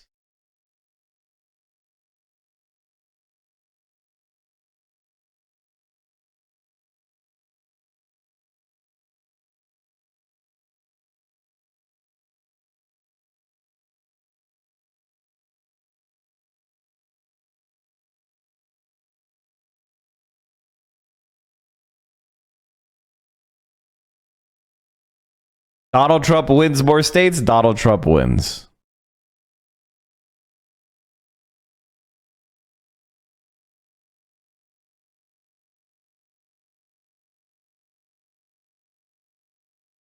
I'm not letting go of Israel until someone loses an election. Is that Biden's logic here that he's just going to stubbornly hold on longer? Because all the evidence, I mean, the votes in Michigan or the non-votes in Michigan, but the campaign to literally say, hey, we're uncommitted. And Pennsylvania is now starting an uncommitted movement. Yeah, make sure you write it. I think they're trying to do a write-in, right? Yeah, I was contacted about this, and I needed to. The days are just burning by. I need to get my shit together on that. But yeah, no, I mean, the signs are there. So is this a bad strategy? Is this stubbornness? Is this like blinders? Is this like his team is giving him bad advice? How do you arrive at a place where you see a very clear loser? I'm talking about an issue that's a loser.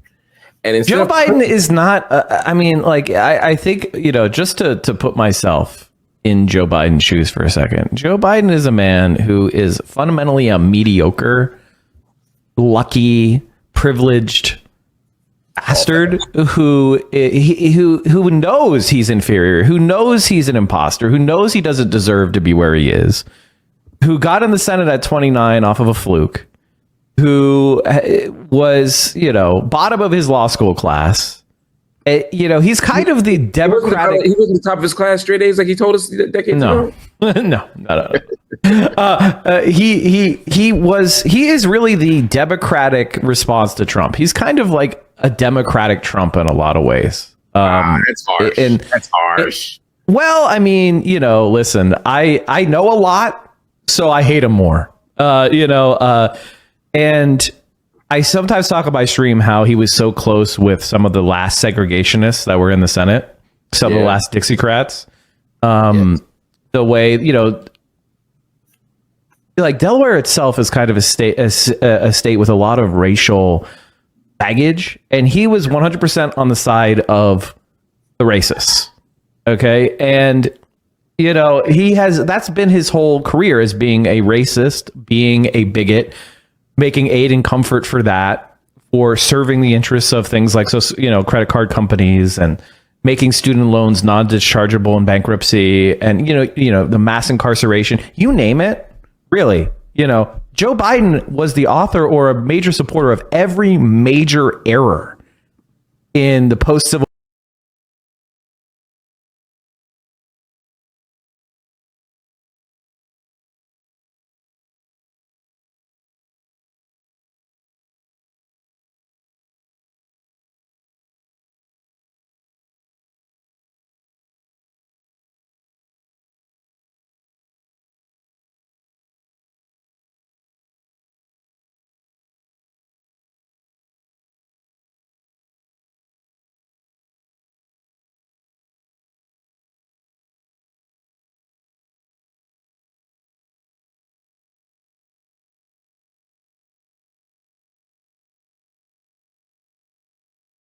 prime minister during their incursion to Lebanon, it wasn't Lebanon, right? They were into Beirut, and there was women and children dead.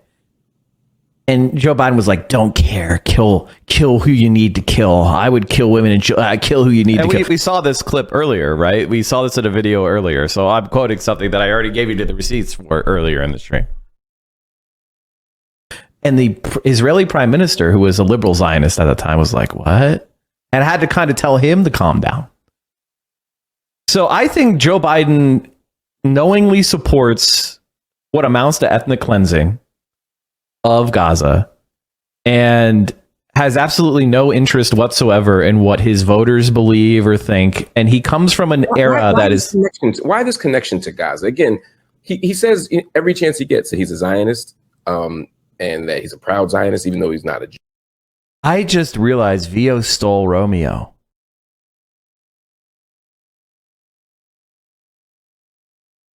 Vio stole permanent portable Romeo.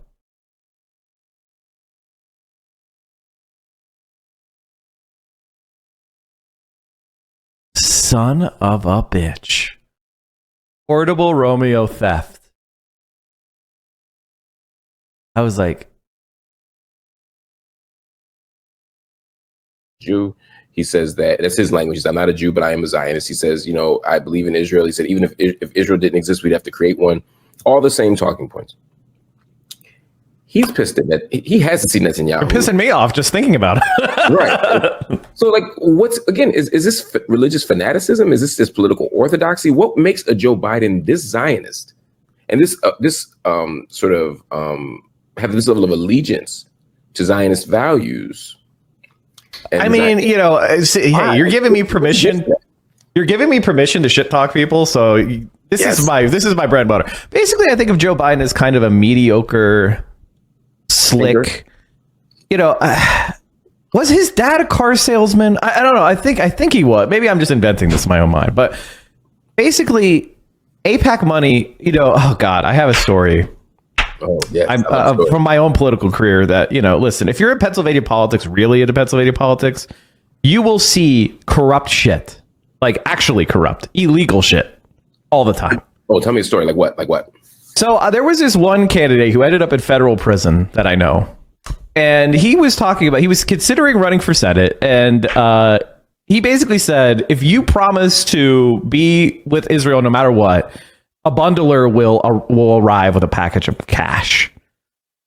I just think Joe Biden is a mediocre, bottom tier senator, and I have absolutely no reason to doubt him. I mean, he did go to federal prison later for corruption. You could probably figure out who it is if you really know enough about Pennsylvania politics. None of you do, so you're not going to figure it out. But absolutely, he said this to me, and I was like, huh? He's like, yeah. You endorsed Israel, and you got all the money you could need. He's been taking that AIPAC money for decades, and for him, saying you support Israel is easy, and that's where you get the money. That's what smart politicians do. He doesn't even bother considering it. Who are the Palestinians? They have nothing. They don't have a lobby. He believes in this at all. With Joe Biden, I don't think he really believes in anything but Joe Biden. I don't ascribe to him much in the way of intellect. I think he's kind of as I said before, bottom tier. He was rescued from obscurity by Obama because he wanted an old white man to stand next to, so he wouldn't be as scared. He was the perfect compliment to Obama. Yeah. I mean, don't get me. You're not going to give me permission to shit talk Obama, are you? Because I will. Please do. I have no sacred cows here. I mean, look, and again, I didn't vote for Obama in 16, or in 8 or 12. I couldn't. I voted Cynthia McKinney in 8. And I voted Jill Stein in 12. Well, my first presidential election was 2004. Okay. So I've been there, and the reality is I kind of started more as a liberal, but then through my 20s, going to law school was really a radicalizing moment for me. It's a rare experience in law school. I think it's because I'm not a sociopath, and so I would just be like, spendthrift trust, so the rich kid can just steal a bunch of people's money and then you can't touch this money. Why is this good for public policy? And it's just like, I would learn everything I would learn. What's a grat? You know, what the fuck is this? The way to avoid inheritance tax? That's totally bullshit. Like what? And as I would learn more and more things, you know, I ended up working in the securities arbitration clinic with people whose brokers stole money from them, and seeing how broken the arbitration system was in FINRA. And I would just be like, and then criminal law, and then, you know, I just, issue after, I was just like, I don't want to do this. This is shit. Like, being a lawyer sucks. Like, there's no way to be a good person and be a lawyer. You know, I guess going and being a public defender, but then you know that you're not given enough resources and time to fully give people representation. So you're really operating as a necessary cog in the machine to give people the idea that there's some sort of process and it isn't just a rubber stamp to put poor people in prison. So for me, law school was a moment of just like utter despair, that I would look at other people who were very intelligent and they would just align themselves with it. And I went into politics instead to try to change it, because I was like, this shit sucks. And I don't know, like, so I'm used to white mediocre people who are willing to do evil for money. It's very commonplace. That's what makes Obama so interesting, right? Because he's not white, he's not mediocre, right? He's extraordinary in several really interesting ways. He's very smart, he's well-read, he's funny, he's articulate, he's handsome, and he has a thing or two to say about left-wing politics from an abstract, you know, I read it in a book kind of way. When he runs for president, you know, all bets are off. He becomes a very different person. But, you know, I don't know. Is this just what you have to do to run empire? Gosh, you know, I hate to say that things are overdetermined, because you know, fundamentally, some part of me is just this compatibilist, this person who believes that we have the ability to change things, and that, you know, small individual actions can make big impacts, you know? So I think that Barack Obama had a blue sky above him for what he could have done, but he was not interested. I just don't think he was interested in marshaling a social movement for change. He wanted to basically be on billionaire yachts, you know? He wanted to be a streamer, you know? Like, he wanted a media job. He wanted to put together some money for generational wealth, you know? He wanted to be the friends of the bankers. He didn't want to fight the bankers. You know, he wanted to fill his pockets. It's tawdry, and it's venal, and it's embarrassing, and it sucks because he fooled. Is that a fair readable? Is that too cynical a readable Obama though? I didn't vote for him. I mean, he wants to be well thought of by people, and I think sometimes, you know, I mean, listen, like, I think of Obama as kind of like a political intelligence test for me. Like, how much do you buy into it? Because, you know, he really just, he came in there and he met with a bunch of bankers and he said, I'm between you and the pitchforks. And he built his policy around what was in their interest.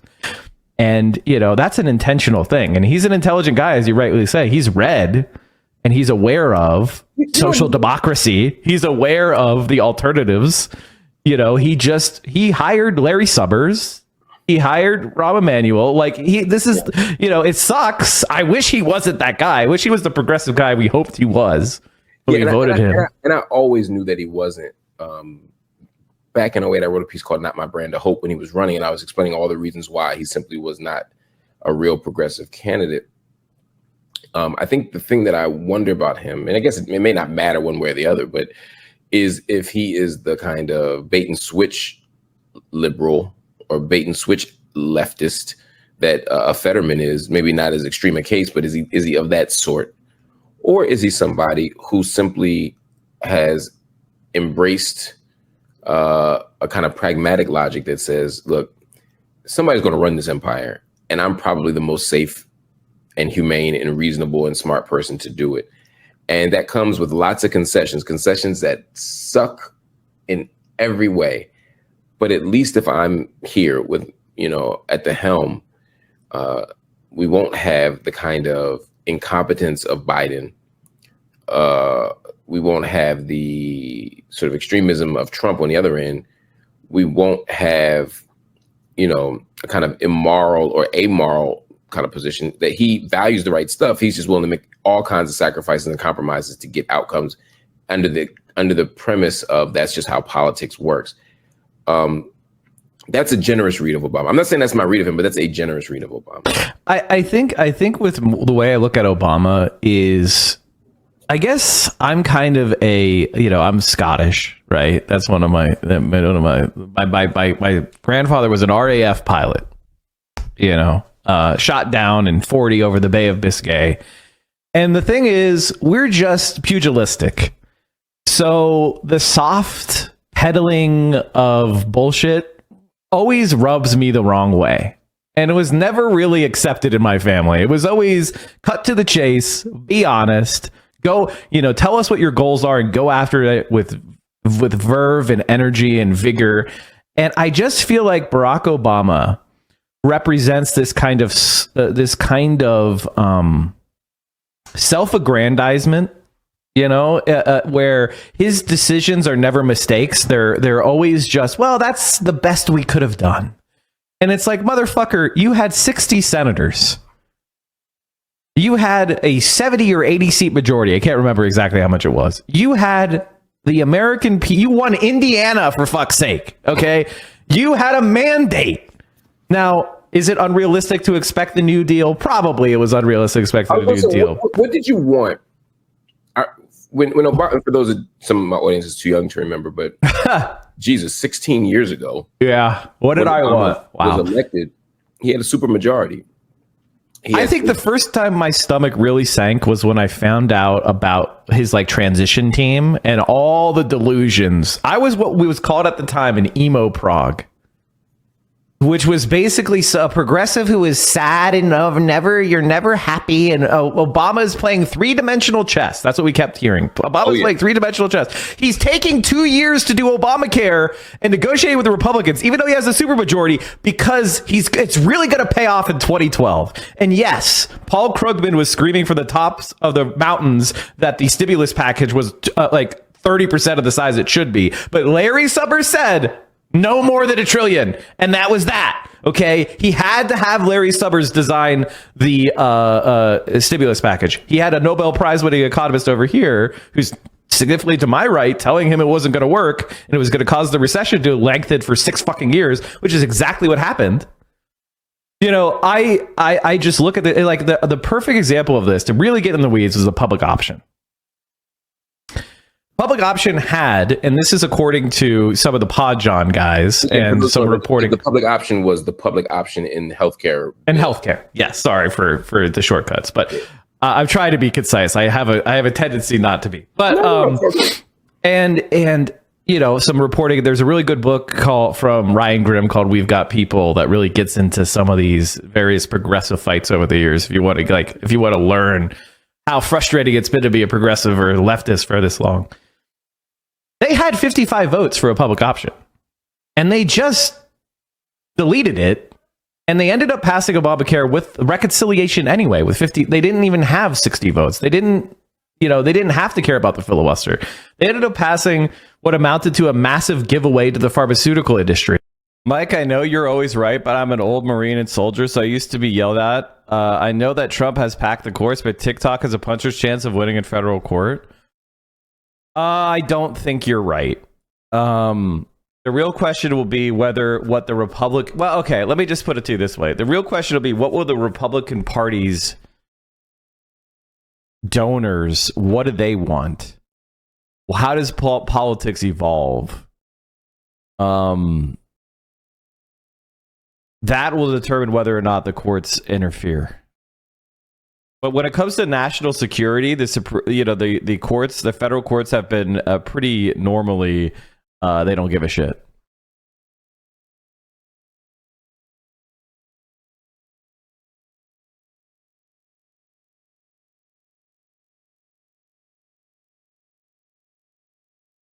This is what I was talking about when I said cope. Stop coping.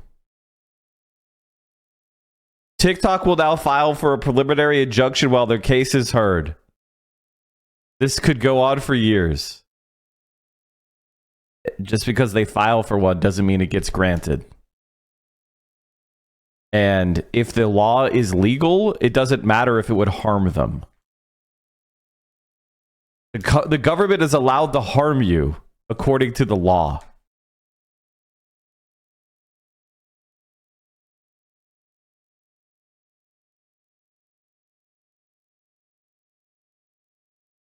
They do not fuck around with the First Amendment, and even the shitheads at the high seats in DC may not be willing to allow this law to stick around. This is pure cope. This is absolute cope. When it comes to national security, you have no rights. Free. And they got no Republican votes. And, you know, so Obamacare took multiple years to phase in. Just in the interest of being a full, you know, you're not used to people who have their analysis and then tell you what their analysis concludes with confidence like me. It's not normally a thing that happens because anytime you say something, you could be wrong. And that includes me. It's possible that something new happens, some new event takes place that is unpredictable, that changes the analysis of what's going to happen. Think of it like this. When a pitcher throws the ball right down the middle of the strike zone toward the catcher's mitt, it's not unreasonable to go, oh, the ball is going to go into the catcher's mitt. But if the batter gets good contact on the ball's going to go somewhere else. Can you predict where the ball is going to go before the pitch is even thrown? No. Right now, the pitch is thrown, and we know where it's going to end up. Maybe something will interject itself, which changes the reality. But I do not think that legally TikTok is likely to prevail. Won't ByteDance divest? Why? Why would ByteDance give away an extremely valuable social media app under duress? That's basically being robbed. And if I were China, I would just retaliate by banning, for example, KFC, Yum Brands. I would start, doing more. It's just going to cause retaliatory spiral. The time between the TRO and a preliminary could be years, but why would, you can't just, you have to show that you have a good chance of prevailing on the merits. I don't think they have a good chance of prevailing on the merits.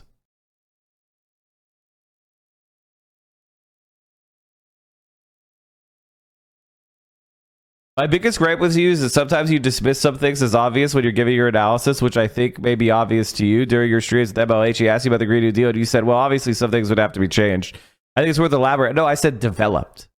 Further developed and lined. The Green New Deal is not an actual federal policy that's fully fleshed out and ready to implement tomorrow with like orders to specific people at specific places. Right? You understand the difference between legislation and inaction. If ByteDance doesn't divest, they lose the U.S. market. If ByteDance does divest, they use the U.S. market, and their app would be given to some American investor and company. Exactly. Like, who gives a shit? Why would they give up TikTok in America? They would never do that.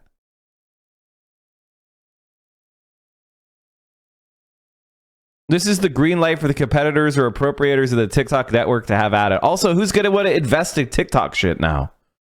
There's a massive cloud. This is what people don't seem to understand. TikTok has already been rendered valueless, or the value of TikTok has been tremendously decreased already. Because there's a cloud hanging over the entire business. Who's going to want to invest in TikTok now? It's silly. Now, if some intervention happens, even if some intervention happens that saves TikTok, it's permanently damaged.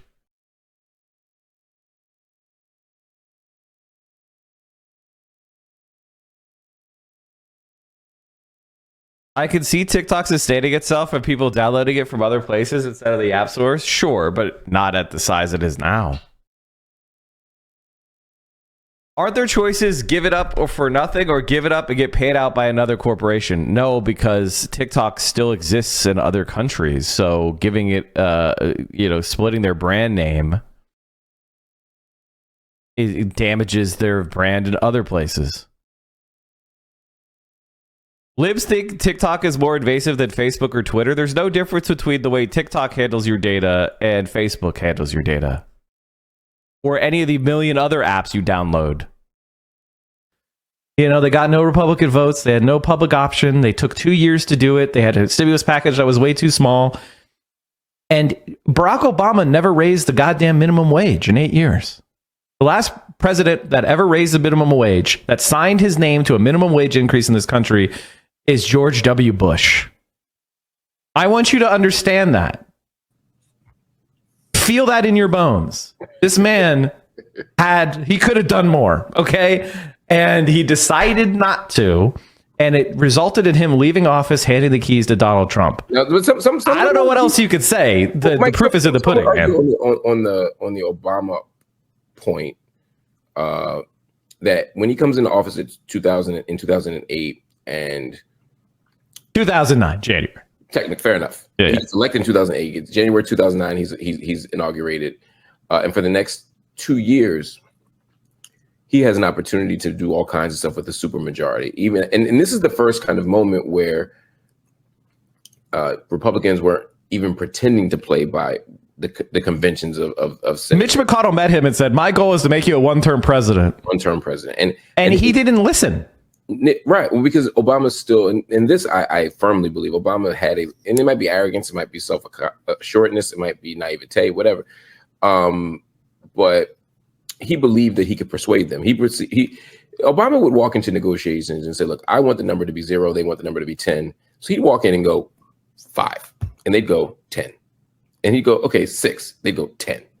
He'd go 7, 10. And he just never, it took a while for him to accept that these people aren't arguing and negotiating in good faith. That's one thing. I think the other thing is, why is federal minimum wage even important? Don't states have their own minimum wage that overrides Fed? No.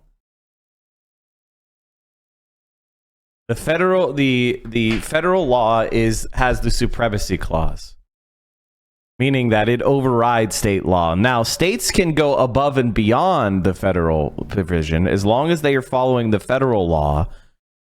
They can go above and beyond.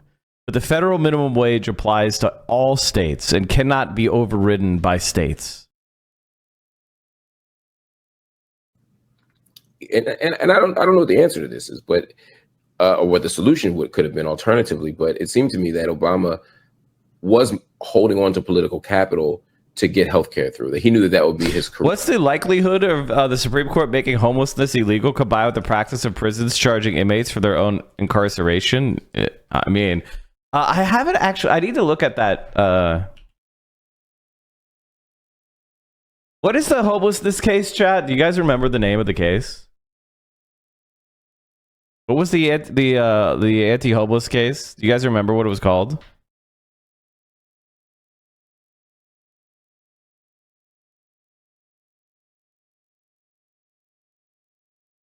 Grants Pass.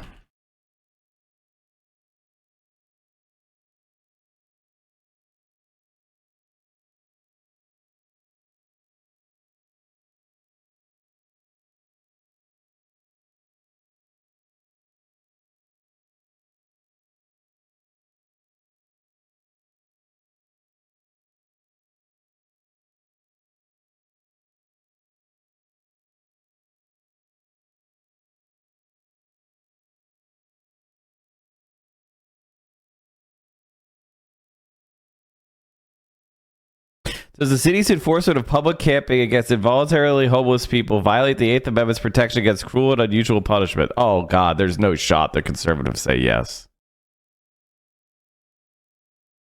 For chatters wanting to see how many states still only pay the federal minimum wage, 34 states, territories, and districts have minimum wages above the federal minimum wage of $7.25 an hour.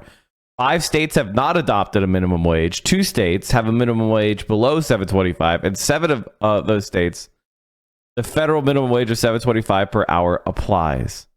So there's a lot of different states with a lot of different minimum wages, but the point is that $7.25 is $7.25 in much of the country. Career, legacy, signature accomplishment. Should have done a better bill then. Agreed.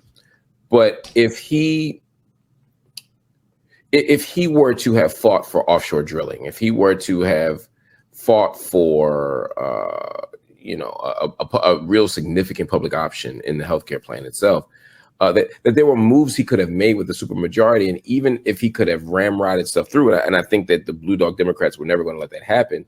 But even if he could do that, it was going to compromise his ability to be reelected, because he's still somebody who's running against narratives, right? That he's a communist, that he's a socialist, that he has a secret Muslim Christian agenda to destroy America. So he's still looking at being. Well, thankfully, he didn't have to have any of that tried, because he was so moderate that they didn't try any of that. Right. They did it anyway. I mean, I think for me, listen, like, I'm not a sentimental person usually on this type of stuff. But I would say this: you got to be caught trying. And I don't think people give a shit about bipartisanship. They say they do in polls sometimes. Like, I like people to work together for the good of the country, because that's the kind of soft, laffy-taffy version of politics that is very uncommittal and non-confrontational. Who likes to be in a confrontation who isn't Scottish, right? Like, for me, confrontation is like, yeah, my blood's up, I'm alive. But for many of you, you're scared by that idea, which I understand. And, he didn't want to be the angry black man. I think America, honest to God, if I'm being honest, I think America was pissed off in 2009. They were mad at the bankers. 7 million people lost their homes. 40 million people lost their jobs. I think they were mad. I think they wanted someone who was going to do hope and change. And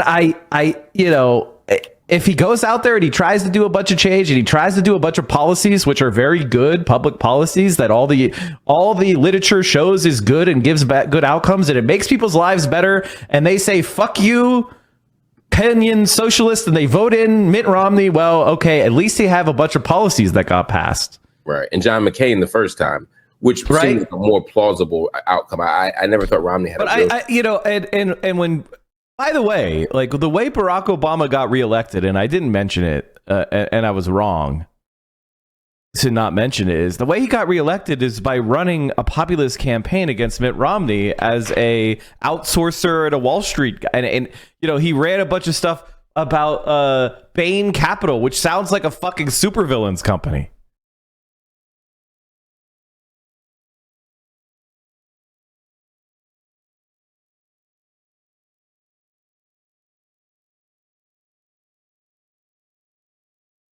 I mean, like, look at this stuff. Bain Capital was the majority owner. They hired the management. They picked the board of directors. They were responsible. Mitt Romney was deeply involved in the influence that he exercised over these companies. It was like going to war every single day. They were starting to try to figure out ways to eliminate jobs, and so everyone had to pick up the slack. We started having quality issues at that plant. They weren't concerned about your health. It was like working in the sweatshops of the 30s.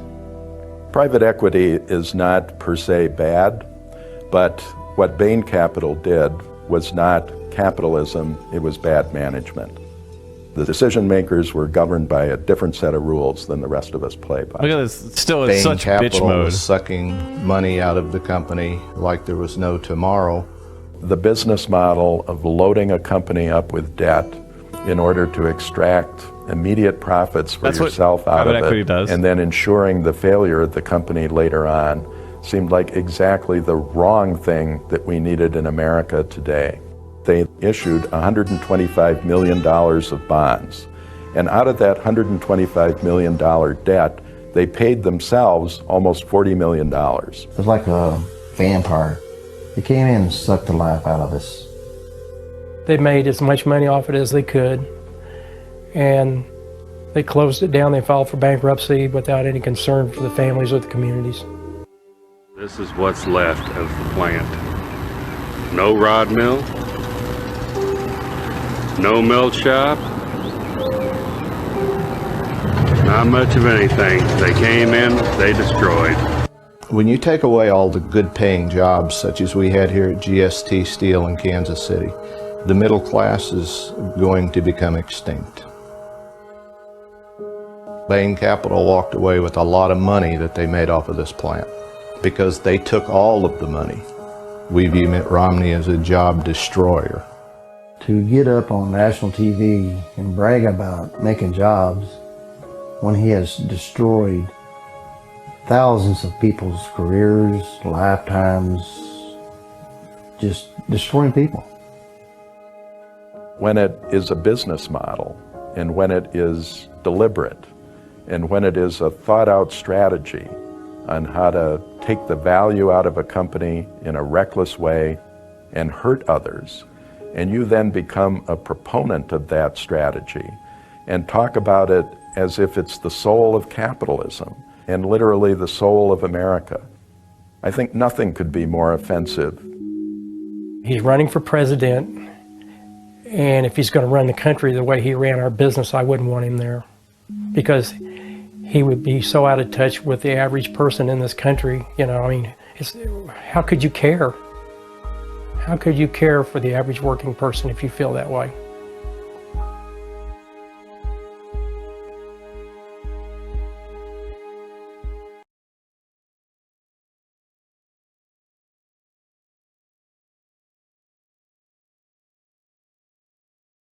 So that's how he ran. He ran as a anti-Wall Street, Mitt Romney bad because he's vulture capitalist. But vulture capitalism isn't necessarily bad, guys. Don't be too crazy.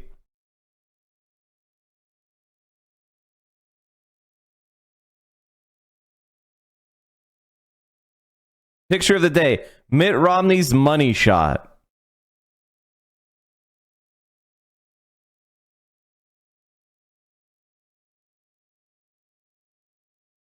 Money coming out of their suits.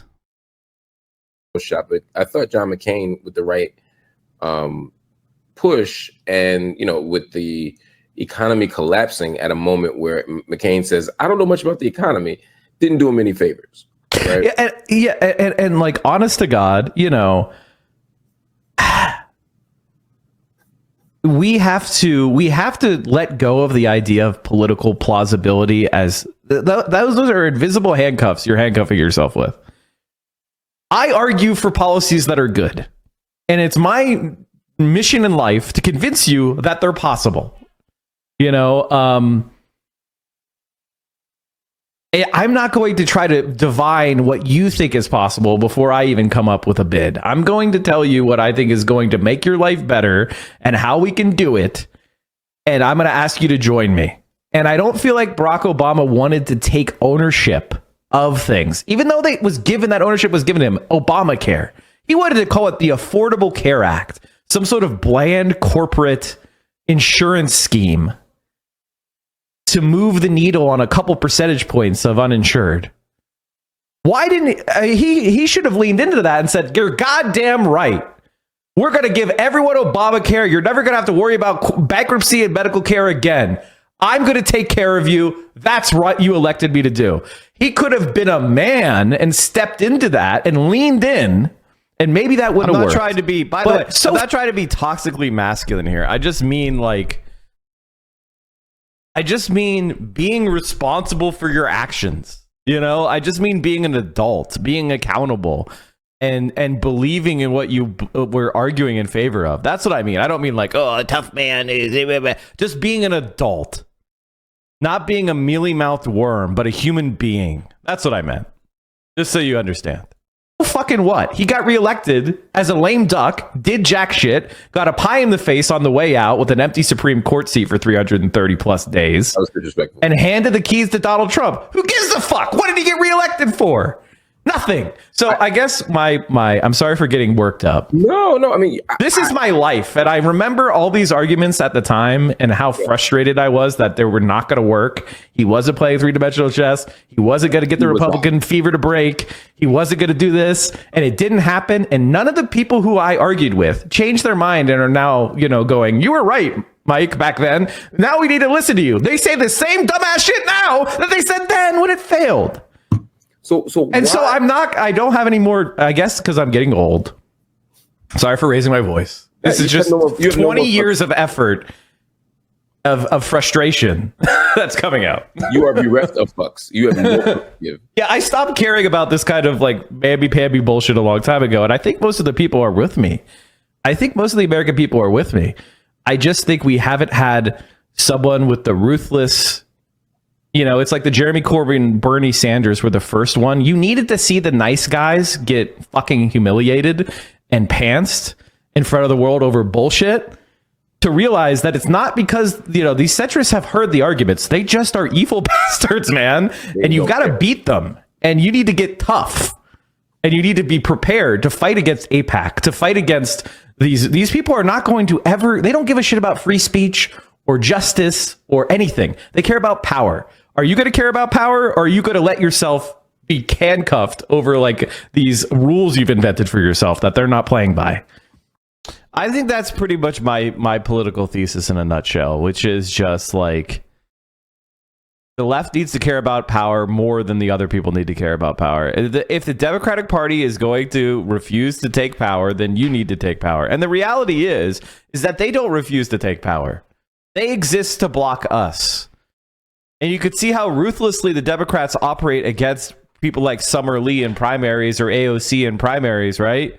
And Ilhan Omar and Cori Bush. All these primaries are popping up out of nowhere. Hundreds of millions of dollars are flowing. It's almost as if they know how to fight. And so I see someone like Summer Lee. Summer Lee is not confused about who her enemies are. That's the message we need to spread. So that's kind of the way I'm at. That's my politics. I got somebody writing in here who says, his name is Ben Mick. Shout out to you, Ben. He said, hi, I'm British, so I don't understand your politics. But if you hate Trump so much, why wouldn't you vote Biden? I just don't get it. We sort of covered this ground a little bit, but I think he's saying at the end of the day, and this is what a lot of voters are going to say, at the end of the day, everything you're saying is accurate, but we got fundamental choices here. And Democrats have done nothing to earn our votes. But if our life will be measurably better under one regime versus the other, even if both still suck, then we are doing ourselves a disservice to not support one of them. The reality of a two-party representative democracy is that somebody's going to win, somebody's going to lose, and we got to pick one. Okay, so my feeling is, okay, this you gotta make the lesser of two evils. Which is basically the argument, right? 99% Hitler is better than 100% Hitler. And you've got to put your name next to 99% Hitler. My view of this is this. Joe Biden, I'm not in the ballot box right now. Neither are you. We have many months until Joe Biden or Donald Trump or whoever is the question before us. Right now, what that Joe Biden name represents is on debate. Is he the genocide Joe, or is he going to be ceasefire Joe? Is he going to support a public option and a $20 minimum wage and all these? What is the bid? I am arguing for a better bid. I'm arguing that Joe Biden changed the policies that make him unpopular and becomes more popular. I am not, and I'm passionate about these policies because I know what people's lives are going to be like when the good policies are passed versus the bad policies. I know, with all due respect to the British guy, more about the consequences of Donald Trump than you do. I will live them. Okay? I am trying to use what voice I have to pressure Joe Biden to be better. And if that means I have to threaten not to vote for him, I will. And I want that threat to be credible. Here's the problem, Mike. There are many people, including Biden himself, who are banking on that. So when you say... Oh, I'm not saying that I'll vote for him.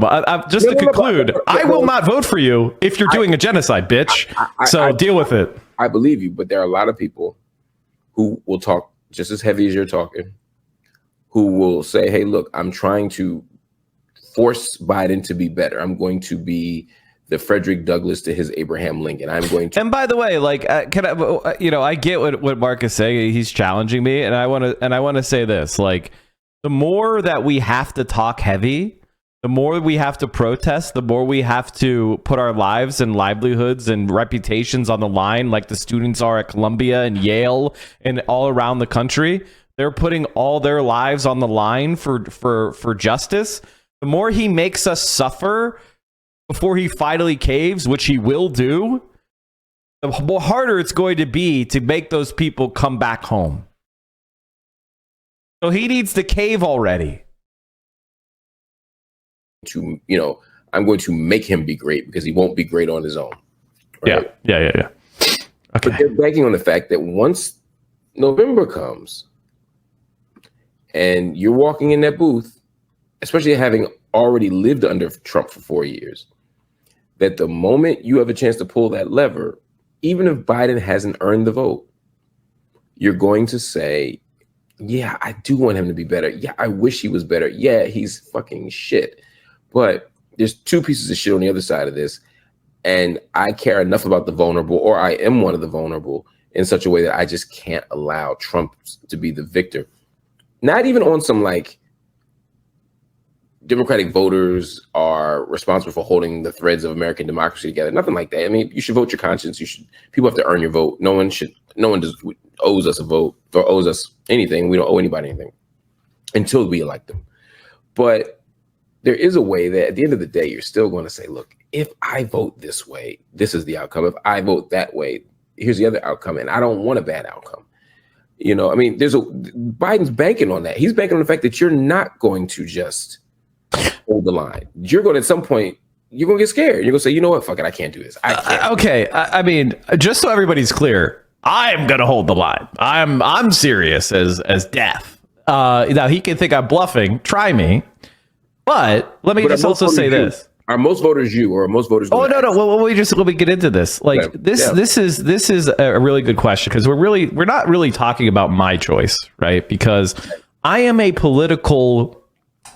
former candidate. I'm an organizer. I've knocked tens of thousands of doors. I've raised millions of dollars. I've put my heart and soul into the things I believe in. Right. I've made mistakes. I've had failures. I've had embarrassments. Making the world better is the cause of my life. You're talking to somebody who's weird, bro. Right. Most people are not like me, which is fine. So let's talk about the people that are not like me. Let's talk about normal people. For them, voting is a sometimes thing. There's an old saying, Democratic voters fall in love, Republican voters fall in line. If your strategy is to have the Democratic voters fall in line, you're going to lose. You're going to lose hard. There's a reason why we talk about Barack Obama so at length, because so many people have an emotional connection. They fell in love and they believed in something, and that's why he won big, because that's what it takes to win as a Democrat. You have to have people believe in you. Hillary Clinton tried the strategy you're talking about, and she ate shit. And Donald Trump is a lot stronger now than he was in 2016. Now, he's also got more weaknesses because there's people know what's at stake. But fundamentally, he's a better candidate now than he was in 2016, in my opinion. And the reason why is because he was literally getting knifed by the Republican Party the entire time. Like, there was a whole unendorsement unendorsement thing that happened after the Access Hollywood stuff. There was a whole bunch of he didn't really have the Republican Party behind him fully. They kind of just wanted to take their medicine. They wanted to keep the Trump voters on the team, and they didn't want to be caught. But, he ended up winning. And he has had a project of taking over the Republican Party over the last 8 years, and he succeeded. So the Republican Party is behind him. The billionaires are behind him. The Republican media is behind him. The Republican Party is marching in lockstep to the tune of Trump. And, they hate Biden just as much as we hate Trump. So relying on that, strategy, I don't think is a good one. I think if you want Democratic voters to vote for you, you have to give them something to believe in and want. And that's what's going to get regular people off the couch. Because a lot of regular people have other shit to do. Taking a nap, walking the dog. You know, like voting is pretty low on many people's priority list. It's not like it is for me. It's not like it is for you. It's not like it is for the people in this chat. I'm talking about the people that make winners win. Is somebody who is like, I heard that Barack Obama, he's pretty interesting. He's pretty, I hope he can help change. And I like that guy. And he really appeals to me. And he seems like a young guy. And he's an handsome guy. And I would like him as my president. That kind of conversation is not being had about Joe Biden. Joe Biden is... So do you see what I mean? Like when you're talking about elections, you're really talking about people that don't resemble me. You're talking about people that may or may not vote. And so when I think about those people that may or may not vote, young people, marginalized people, I think we need to have a candidate that's a lot better and who is appealing to those people and is motivating people like me to go out and knock all those doors and drag all those people to the polls. That's what you need me for. You don't need me. If you just got my vote, you're fucking losing. You know what I mean? Like I've donated tens of thousands of dollars in my life to candidates. I have knocked tens of thousands of doors. I have circulated petitions. I have done the dirtiest low field organizer work all the way up to finance directors and all sorts of shit. If you're talking to me about your vote, you're already losing. I should be in your camp 100,000%. So, at the end of the day, though, I will say this. What I say about Joe Biden, and I'm not going to support a genocide, I mean that to my soul.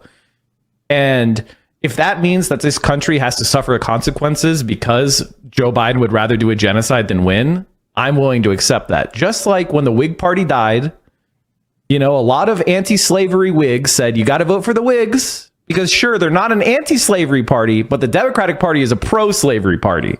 What you're talking about, this Republican Party, that's third party bullshit. That'll never happen. And what ended up happening is the Whig Party died out because it would not take a position on what was relevant to the issues of the day. And a grassroots party rose up and the Whigs went the way of the dodo. And, that's how slavery got abolished. So, I don't know. I don't know if that ramble makes sense, but no, it totally that's how sense. I feel. I want you to respond to this question from Ndungu Kamal. He says, the real issue is what is the left going to build to oppose the Democratic Party and how will the left build it? I mean, going back to the Obama. All right. So like, I think I said, I don't really have anything to modify. Do you guys have any questions for what I was saying here? Which is just like, okay. And the thing that always concerned me was that Joe Biden is not somebody to fall in love with at all. But the reason why he was able to prevail in 2020 was Donald Trump looked like he couldn't handle COVID. He looked like a total doofus. It stopped being funny and started being concerning. And, we stopped laughing at and with Trump and we started being worried about our jobs and our lives. And he looked like a doofus and somebody who wasn't like shit got real. And then for some reason, the country decided to give everybody the opportunity to vote by mail, which I still can't believe that Republicans did that. I still can't believe the Republicans went along with letting us vote by mail. That'll never happen again. And so Donald Trump, Joe Biden hid in his basement. He did a couple of the drive-in rallies. You guys remember the drive-in rally? This is probably something that is so surreal. So honk if you want America to lead again. Honk if you want America to trust each other again. Honk if you want America to be united again. Folks, we cannot afford 4 more years of Donald Trump. There was like 30 cars there.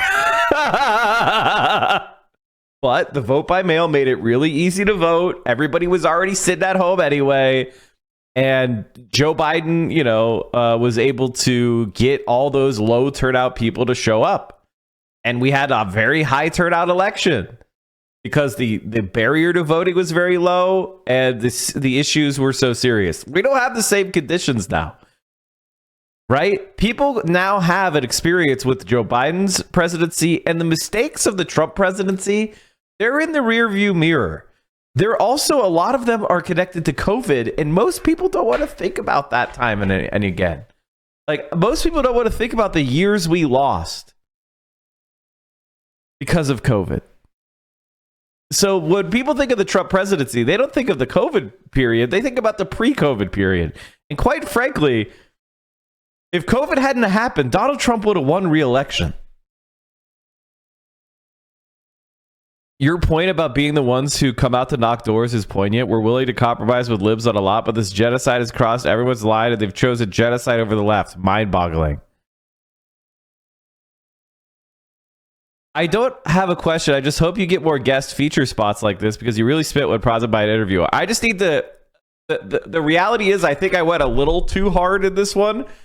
So like reviewing this has actually been useful for me because in the future I might not go quite this hard. I think I went a little bit hard and I was a little bit too hard, which is totally fine.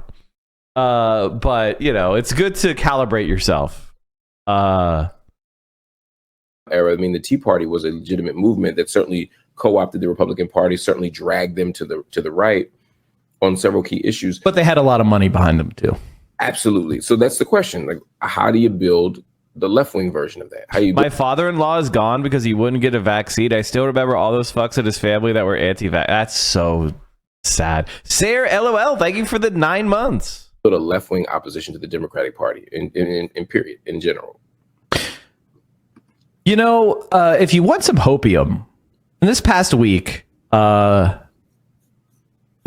UAW successfully organized the VW factory in Chattanooga, Tennessee, which is the first time a foreign automaker and an automaker of the South successfully had a unionization. And the reason why that's happening is because the UAW was taken over by a group of Bernie Sanders and Democratic Socialists and left-wing trade unionists in a very close union election. And Sean Fain, you know, in the tradition of Walter Reuther, who is a great civil rights icon and leader of the UAW, has rededicated the UAW to doing the work, you know, plant by plant, factory by factory, going on offense, being aggressive, got that record-breaking contract at the Big Three, now successfully organized VW, is pushing to organize all the automakers in America and rebuild this movement so that it's not just tailing some internet personality or media personality or politician's single campaign that gets built for one race and then gets dismantled like Barack Obama's. I mean, honestly, chat, and I know this is going to sound bad, but I'm spitting here. I'm spitting here. Like, I can see why, like, I would watch this guy. I'm going to be honest. If there was a streamer like this, I would watch this streamer.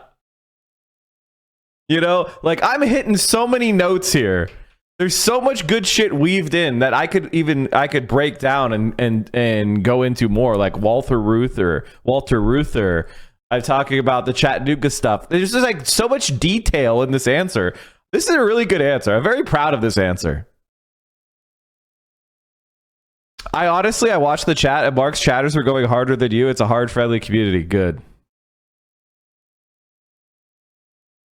It's almost like you need a powerful leader to get shit done and just vibes ain't enough to organize. So true. The thing is, like, you know, I'm still a little bit young. I'm getting old. I'm seeing elderly, you know, my middle age is beginning for me. And I still want to have a little bit more fun while I still can. You know what I mean? I want to get myself a little bit more secure. And then I can feel the obligations of history bearing down on me. And, you know, I look at Hassan and I know the same feelings are going to happen to him in 5 or 10 years. Is the obligation that nobody's going to come out of nowhere. You know what I mean? Nobody's going to come out of nowhere and relieve us of this burden. Next to the stream, I have my local orientation meeting with a local DSA tonight. All right, great. Schwelmer Hefe, thanks for the 200 bits. The one thing that I ask is that you consider supporting this stream by subscribing at tier 1, tier 2, or tier 3 sub. If you have Amazon Prime, you can attach that to your Twitch account. You get 1 free sub a month. That's your Twitch Prime sub. So please do consider supporting the stream. OFA, right? But about building an institution of real economic and labor power. Is that a slow process? Yes. But that's what I'm doing in the meantime. And obviously when the Democratic Party gives me opportunities, I'll take them. Vote for Summer Lee if you're in Pittsburgh. Follow the uncommitted campaign and do your work, I think Bernie Sanders was really is an opportunity to do a shortcut. And maybe in 2028 we'll have another opportunity to grab the helm. I hope you're right. But before you go, I want to ask you one more question. And we've sort of talked about it, but I want to get your direct and clear answer.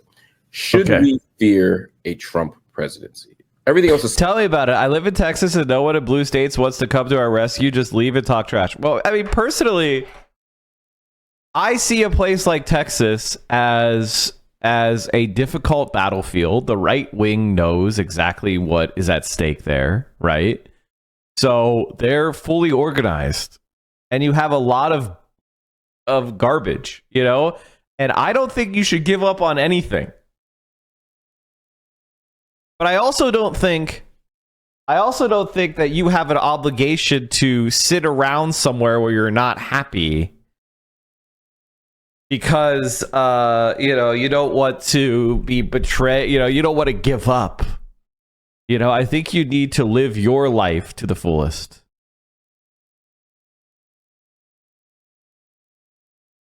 Banned from Twitch 69. It's not about strong leaders, it's about strong morality. Why did you ban him? Because his name was banned from Twitch?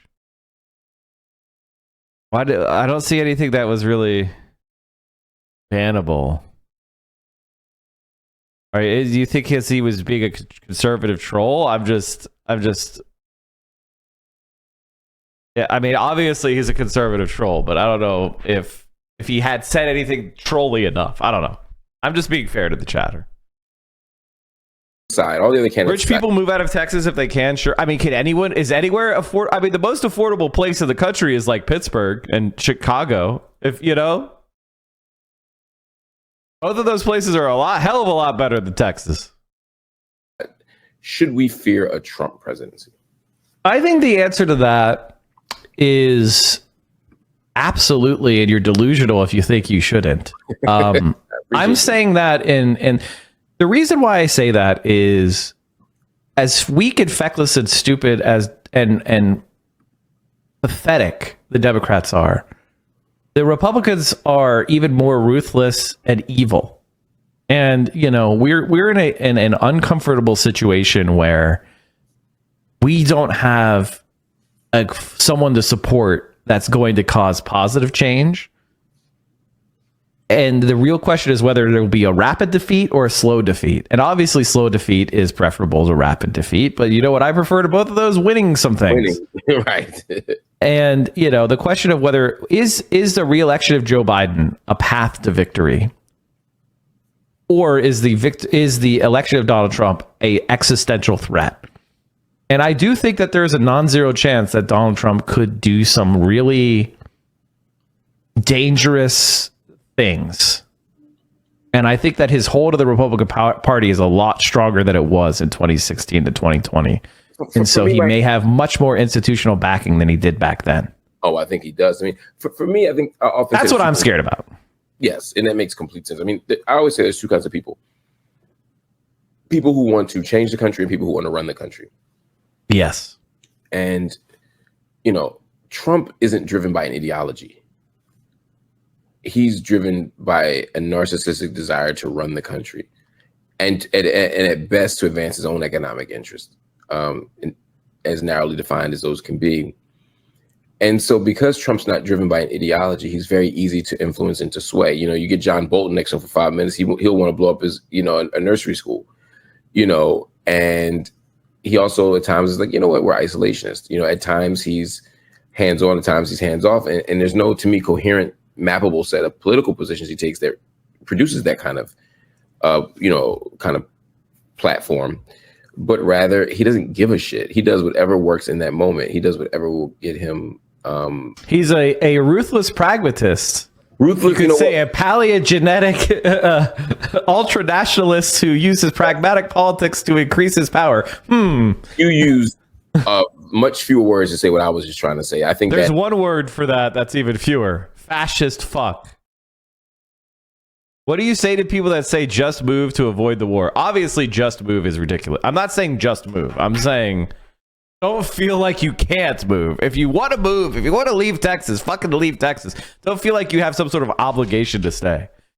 And I can tell you this right now, that I haven't left America because I love America. I love the people. I love the places. Even when the places suck and have been squandered. And this is where I come from, so I have an obligation to sit here and try to fight. But I have no illusions about what that means. It means sacrifice. I mean, I could abandon you fuckers right now if I wanted. I could abandon America right now if I wanted. I could wake up tomorrow and leave America, and I would be fucking fine.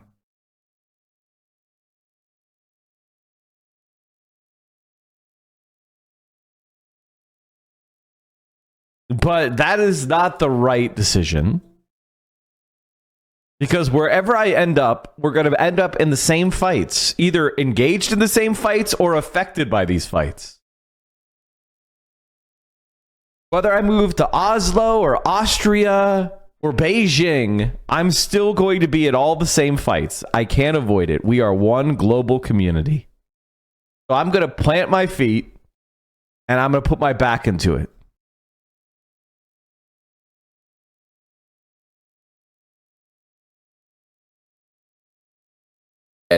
I think that is absolutely correct. And so, based on that knowledge, rooted in that knowledge, in fact, it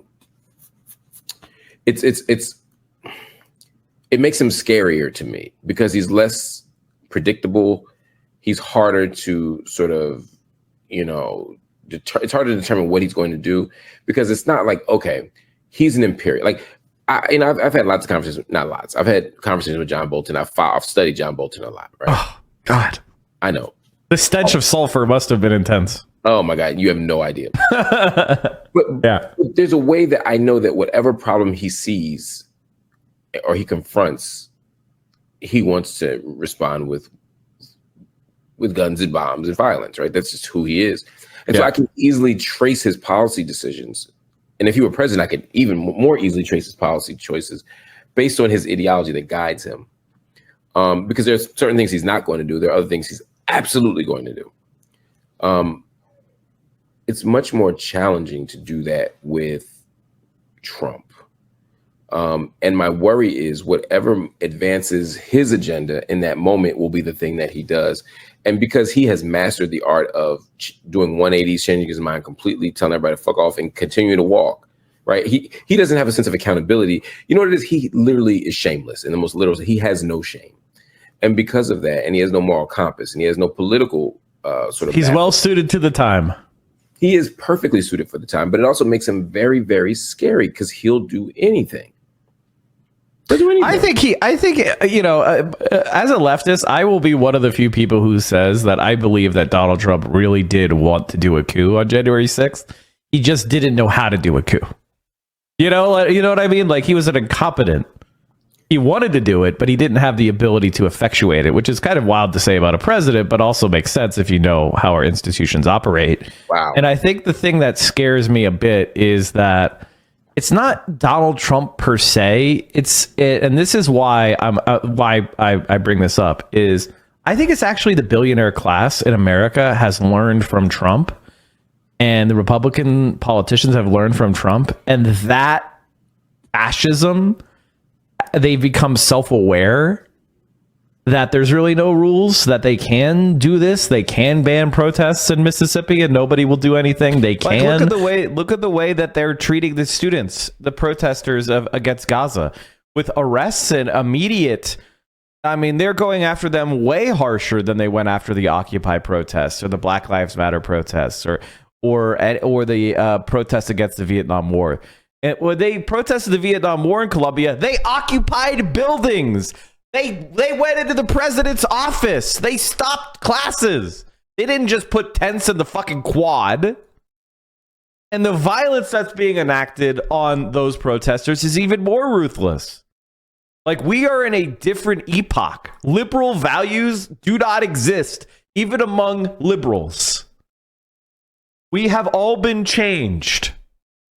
Suppress the votes. They can ruthlessly gerrymander. They can just invent whatever logic they want at a Supreme Court. They can. There's not a constraint. There isn't. These liberal norms are really falling away for the Republican Party as a whole. And I mean liberal in the sense of respecting the minority and political political liberalism, pluralism, and tolerance, and a loyal opposition. I feel like those kind of beliefs are falling away towards a harder, more ruthless fascism. And we have this kind of development. I think what's going on in Gaza, this is why it's so important to me, because everything that's happening in Gaza will be brought home to people like you and me, man. Like these drones that have guns on them and just shoot people and targeting people with AI and all this stuff. This kind of techno-fascism is, that's a great word, is coming for us, right? And it's just, that's what I worry about with Trump. It's not so much that I think Trump is especially dangerous. I think what he has done to our politics is already baked in. And, obviously I don't want him in power, and this is something that I've been hammering on the whole conversation, is we need a Republican Party that is defeated utterly by a Democratic Party that actually has a strategy of democratizing the system, thereby making it less vulnerable to somebody like Trump, right? And they're not pushing for that. They're not, I'll give you an example of we talked about, you got to vote for Biden because Trump's a fascist. Okay. Is the Democratic Party campaigning on the idea of ranked choice voting or some other voting system that prevents spoilers? Let me vote for Cornel West #1 and Cenk Uygur #2, and at the end of the day, I'll put a 4 over Biden and a 5 over Trump. Why don't you set up a system to give me every opportunity not to spoil the election? Why not redesign the system to make it more robust, to make it less vulnerable? I think that's the right call. They're not doing that, so I don't take them seriously.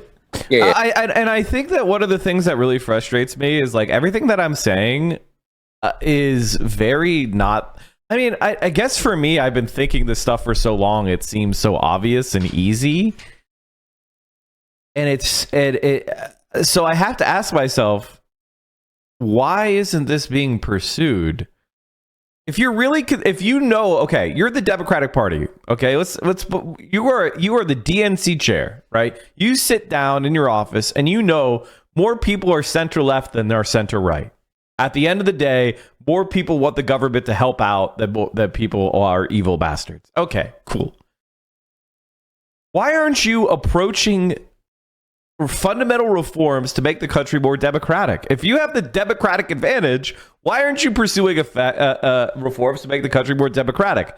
And the answer is because you're sitting in that seat because of the anti-democratic forces within the Democratic Party. You wouldn't be there if you stood up to donors, if you stood up to billionaires, if you stood up for the rich, if you cared about democracy. You aren't DNC chair.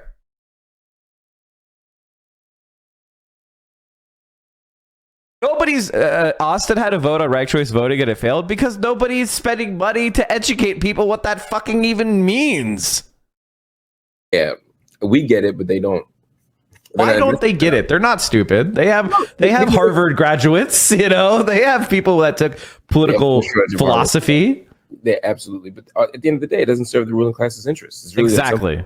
The ruling class wants the Republican Party winning.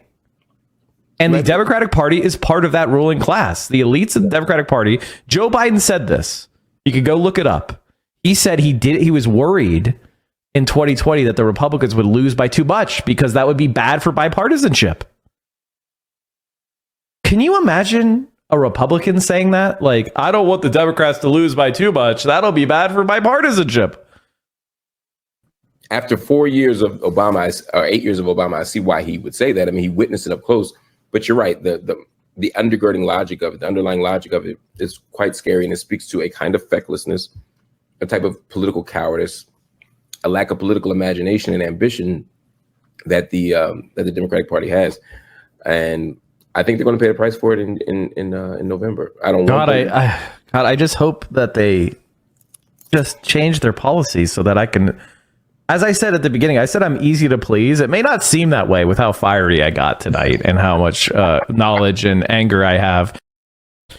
No party should have too much power. Now, you might see this, and if you're a lib cuck, if you're truly cucked to the max, if you're such a servile peasant, you might think to yourself, oh, I don't know if I really agree with myself. He's right. This isn't, I'm not calling for a one-party dictatorship.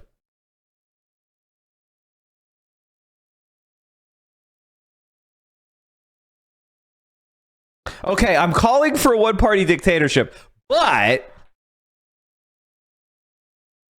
even if I'm willing to compromise for, how about having a political party that wants to win power and exercise its agenda?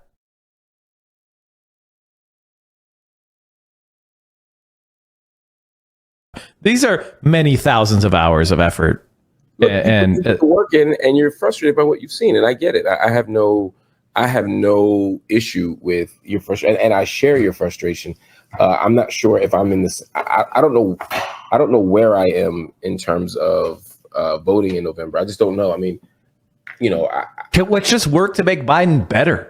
He was. They did that in 2020. This was wild for me. Not to interrupt you, but I just want to say this. They did this in 2020. They went through a whole rigmarole. They did the whole Bernie Biden, committee, and they put together, some policies. They didn't end up pursuing any of them, but he promised to do a public option. He promised to pass a minimum wage. He promised to pass the Equality Act to protect transgender and queer people. He promised to codify Roe v. Wade. He's not even bothering to do any of that. I mean, I guess because we won't get fooled again, but at least lie to me. At least lie to me. At least lie to me. I think that's where a lot of us are. Like, look, we think all politicians are bullshit. We think they're all full of shit. Just at least pretend to be on my side. At least Fetterman me. Don't Trump me. Fetterman me. But the difference is the Fettermans of the world, they sell so hard, and then the moment they get in, it's over, right? They start pivoting.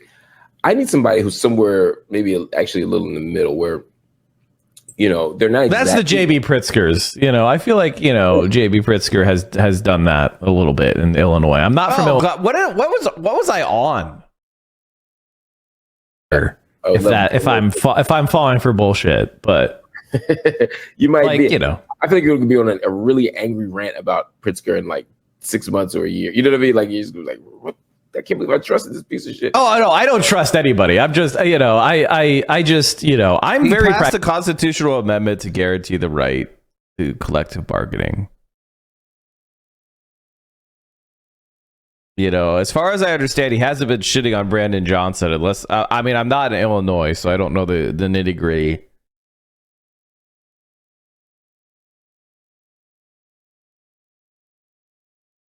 Pragmatic. It's funny because a lot of people will say like, oh, you're a Bernie or Buster, or you're so hard. And it's like, no, I just want somebody who wants to win, motherfucker, and can explain how they're going to accomplish their goals, right? Like, right now, the Democratic Party is united in their defense of the filibuster, which means no laws will ever get passed.